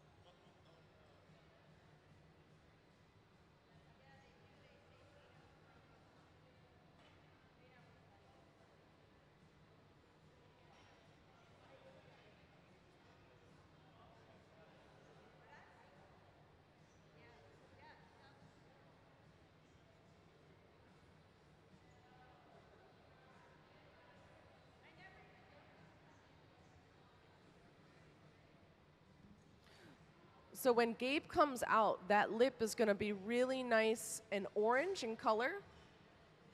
Right, you can see that it's closest to yellow or white at the very end. Super nice and warm. Nancy's pulling that lip, stretching out that glass, and then she'll go back in with her duck bill shears, that's the technical name, and she will cut going around the glass.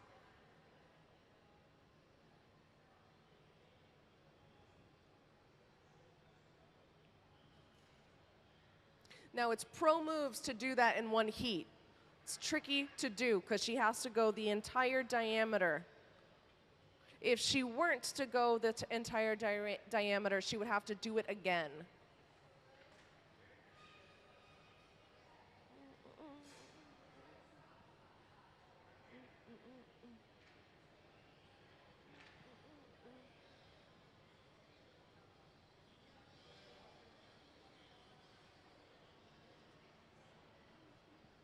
Does anyone have any questions for me?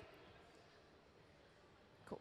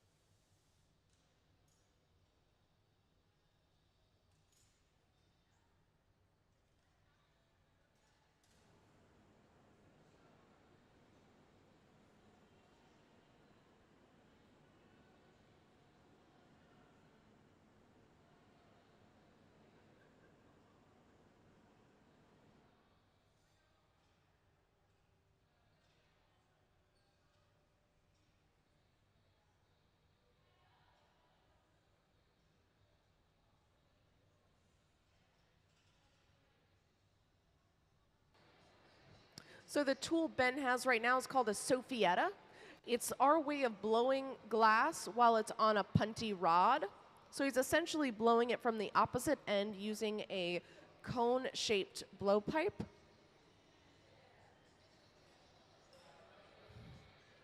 So remember, the glass will always expand where it is hottest. So we can tell by how orange the glass is that we wanted the glass to move the most at the lip side. So we were able to expand the lip side closer to that final diameter of about 11 inches.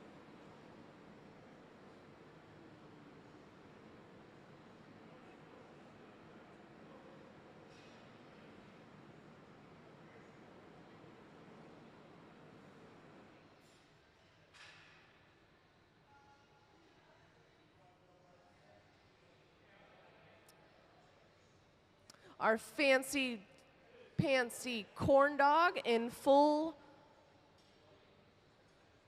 use.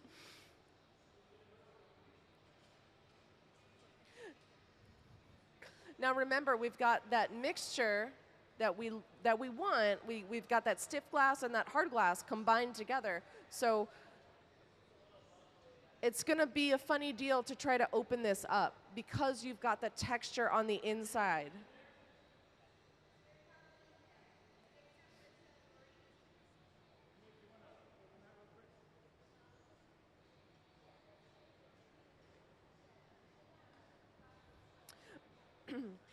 Ben just loaded the next plate of marini for the next piece.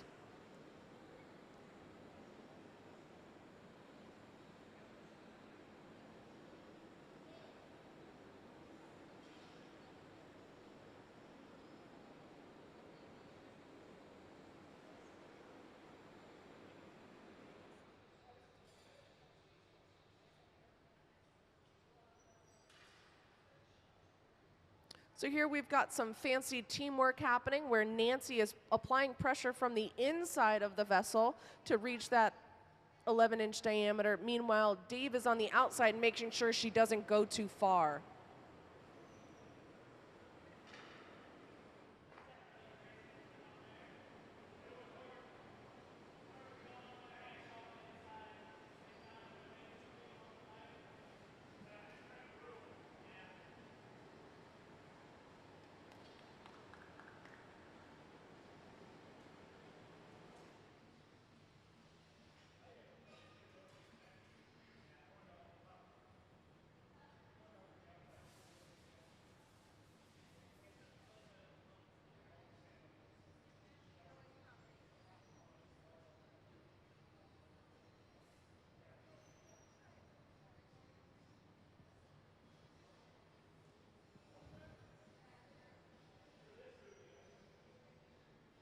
For those of you who can see, Katherine is about to do another marini pull over in the corner with Sarah.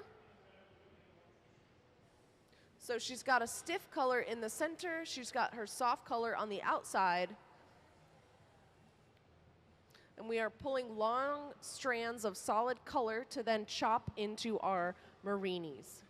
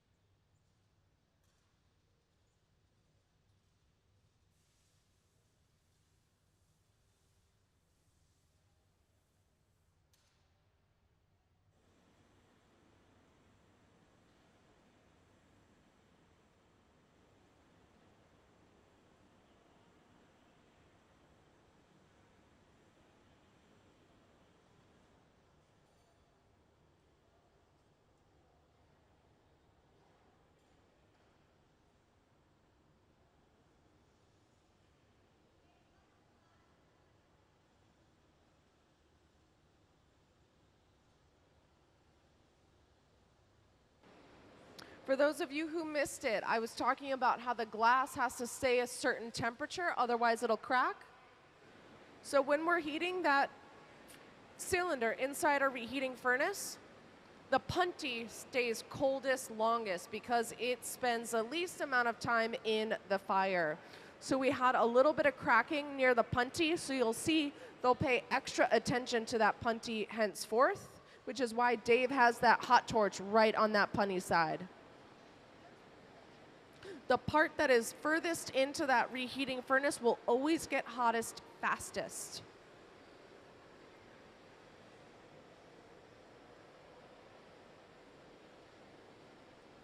It's not a huge deal to have the punny crack. Does not mean that the piece is over, just means you gotta start paying attention more.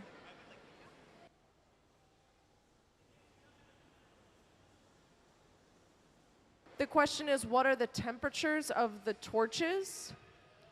I honestly don't know. I think the fluffy torch is gonna be about that 2300 degree, and then the hot torch is probably, I don't even know, 2600? I don't know. Was there any other questions?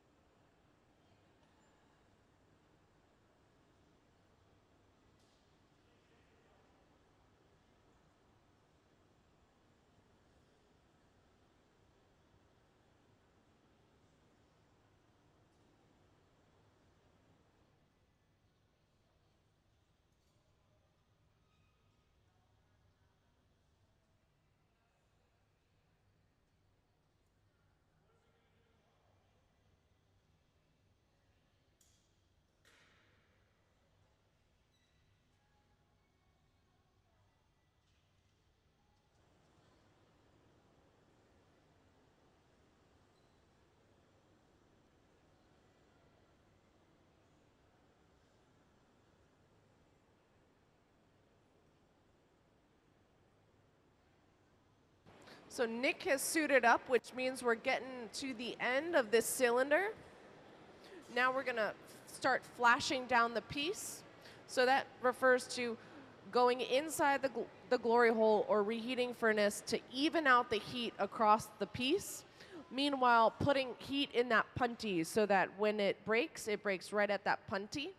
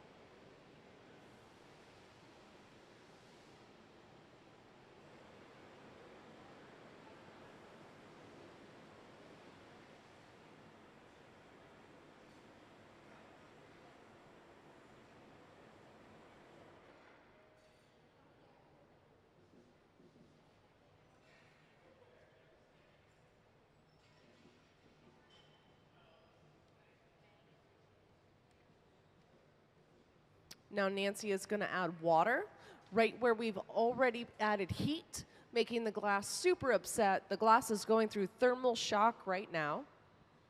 And then when vibrations are added up the pipe, it'll break off right there. Can we give a round of applause with visiting artists Katherine Gray and Nancy Callan?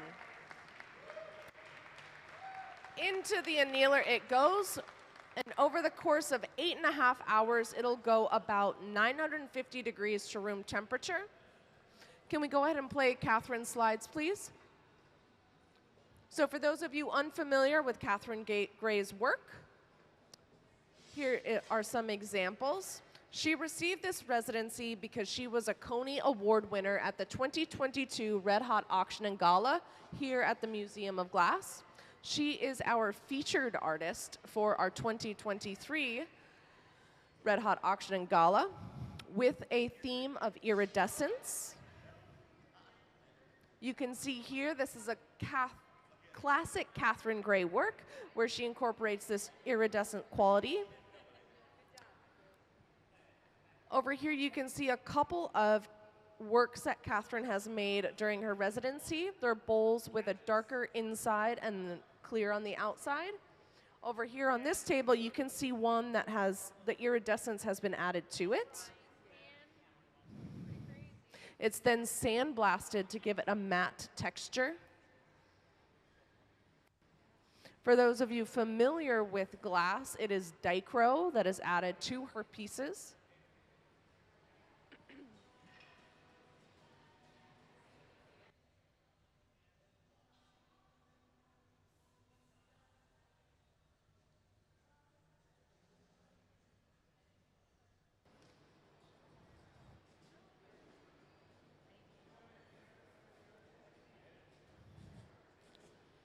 And here we are starting yet another piece. Inside this top-loading kiln, there is a plate of Marini that is ready to go. Meanwhile, Nancy is going to make what's known as a plunger. Can we play the plunger slide, please?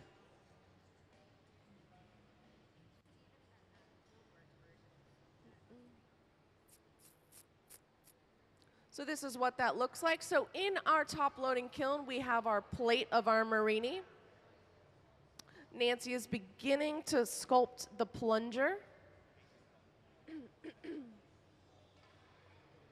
Meanwhile, Katherine over at the end here is pulling more Marini for tomorrow.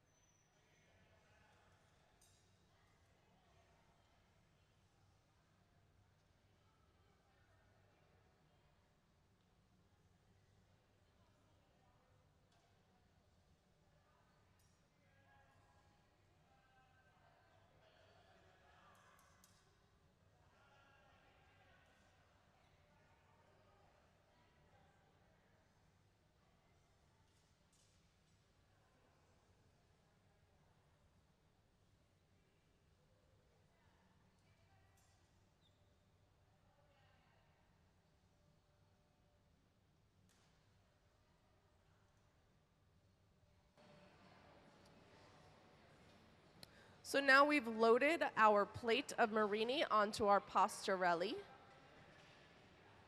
And we'll begin slowly heating those up in our reheating furnace. Meanwhile, Nancy is plucking the opening of her plunger.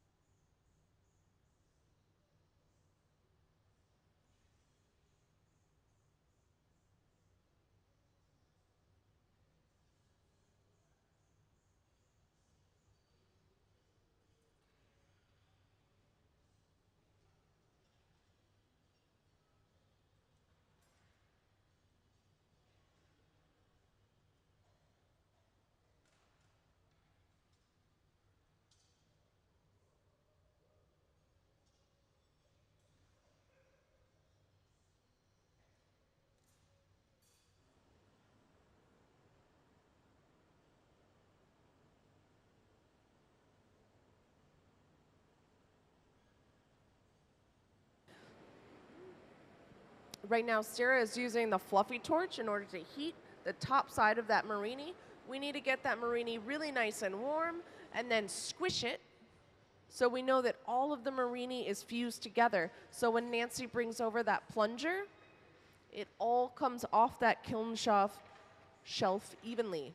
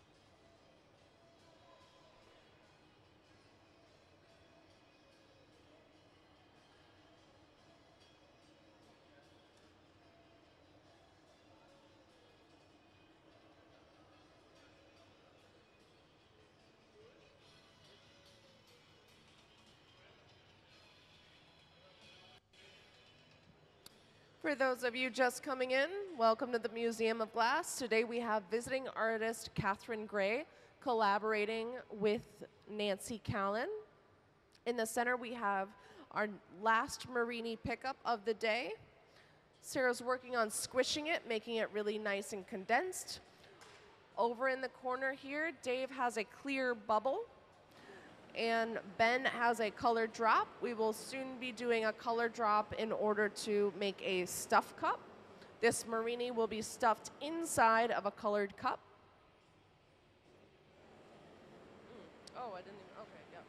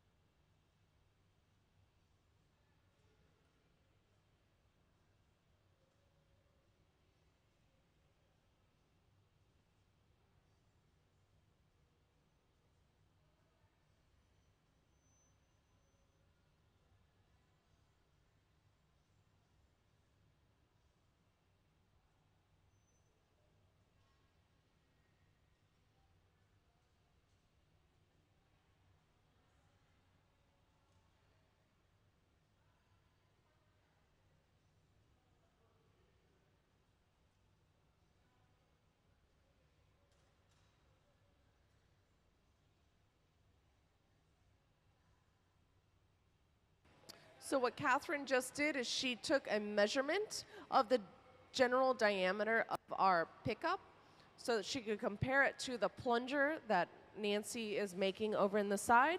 We want them to be about the same size.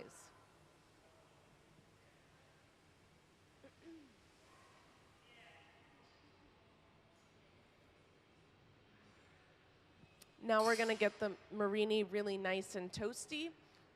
Nancy's gonna make sure her plunger is really nice and toasty, and then we're gonna put them together, and the plunger will pick up all of the Marini on the kiln shelf.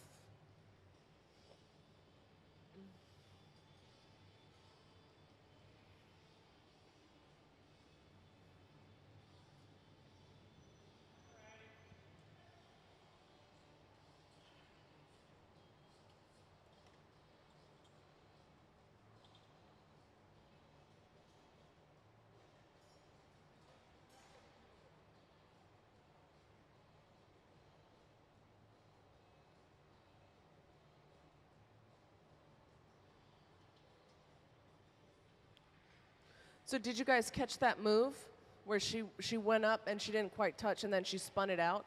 She was a little undersized. So by spinning the glass out, she was able to increase the diameter of her plunger to more closely match the diameter of the pickup.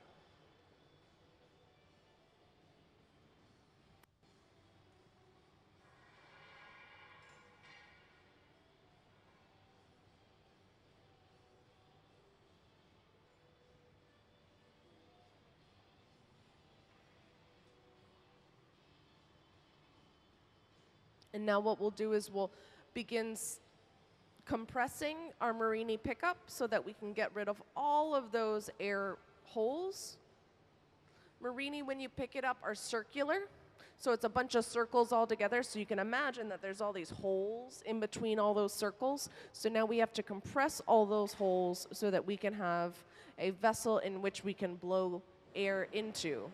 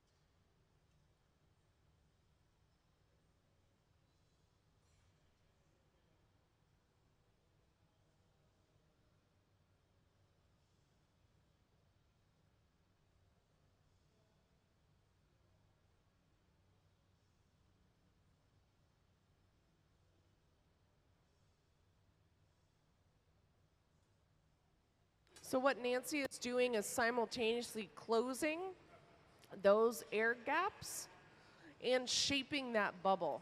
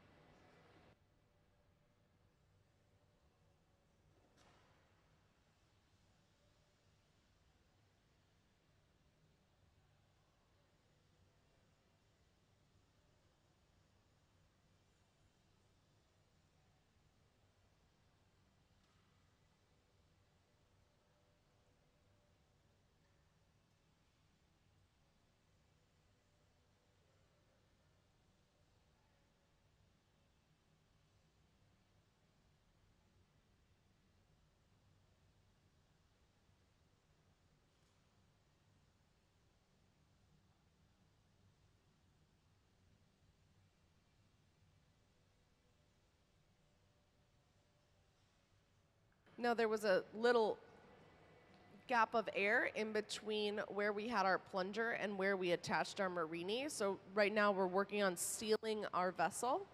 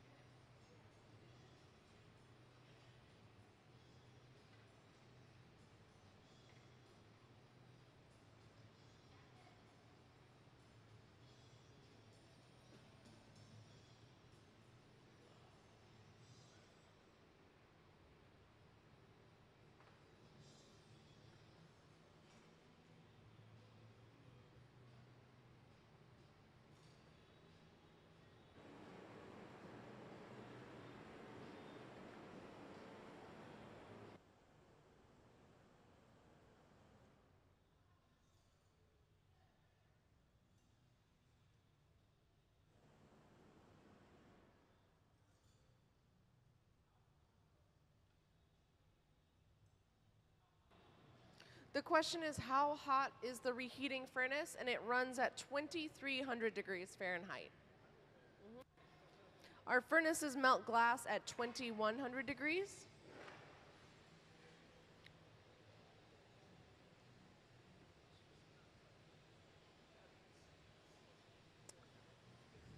And right now we are really working on sealing that connection between the plunger and our marini.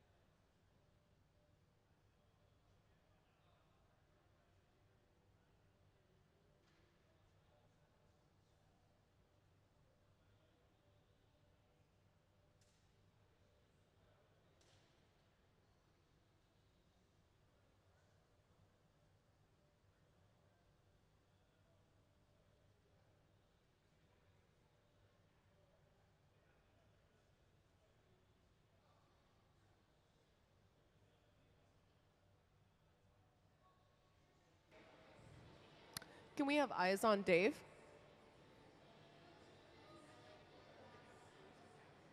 So over on the corner here, we're working on puntying up a stuff cup.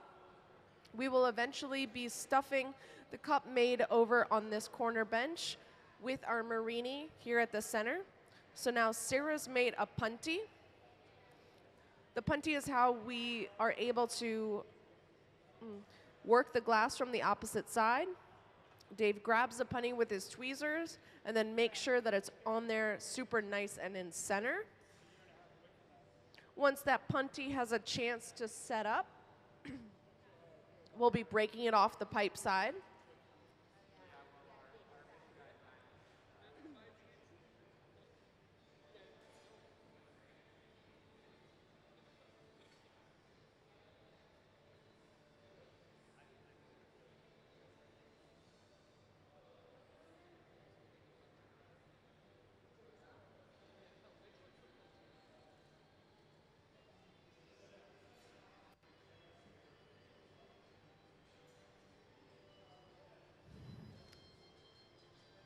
Now water is added right on that jack line. Vibrations are sent up the pipe and it causes that glass to break right at that jack line.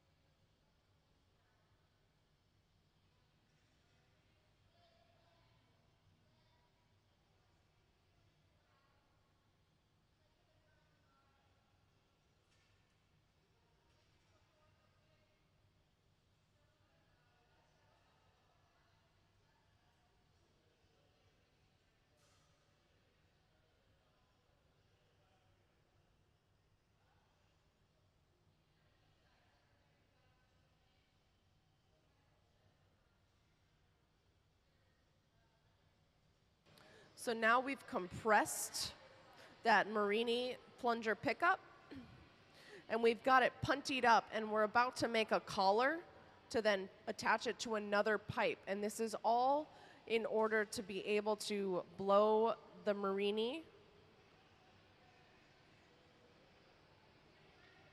And it will eventually be stuffed into the color cup that is in Gabe's hands.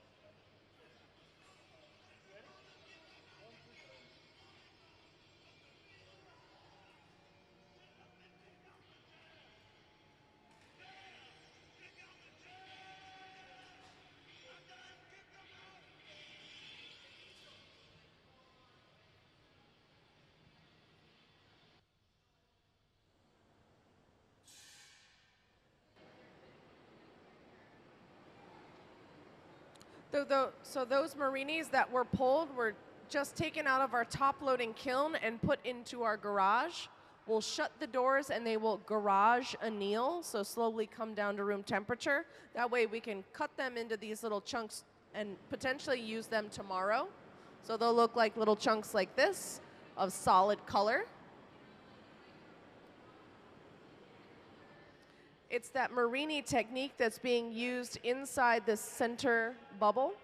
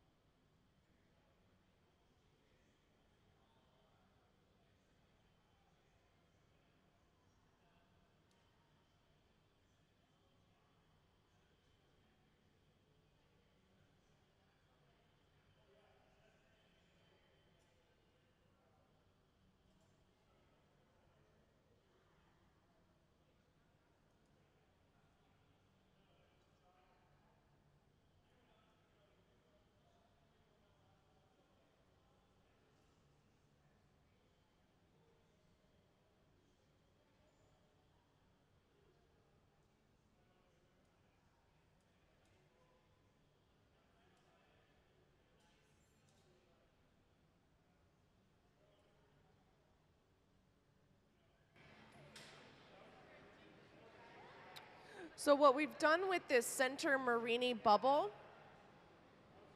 is we've sculpted it in such a way that we're going to be able to throw it in the annealer, and then pick it back up tomorrow because we don't have quite enough time to finish another piece today.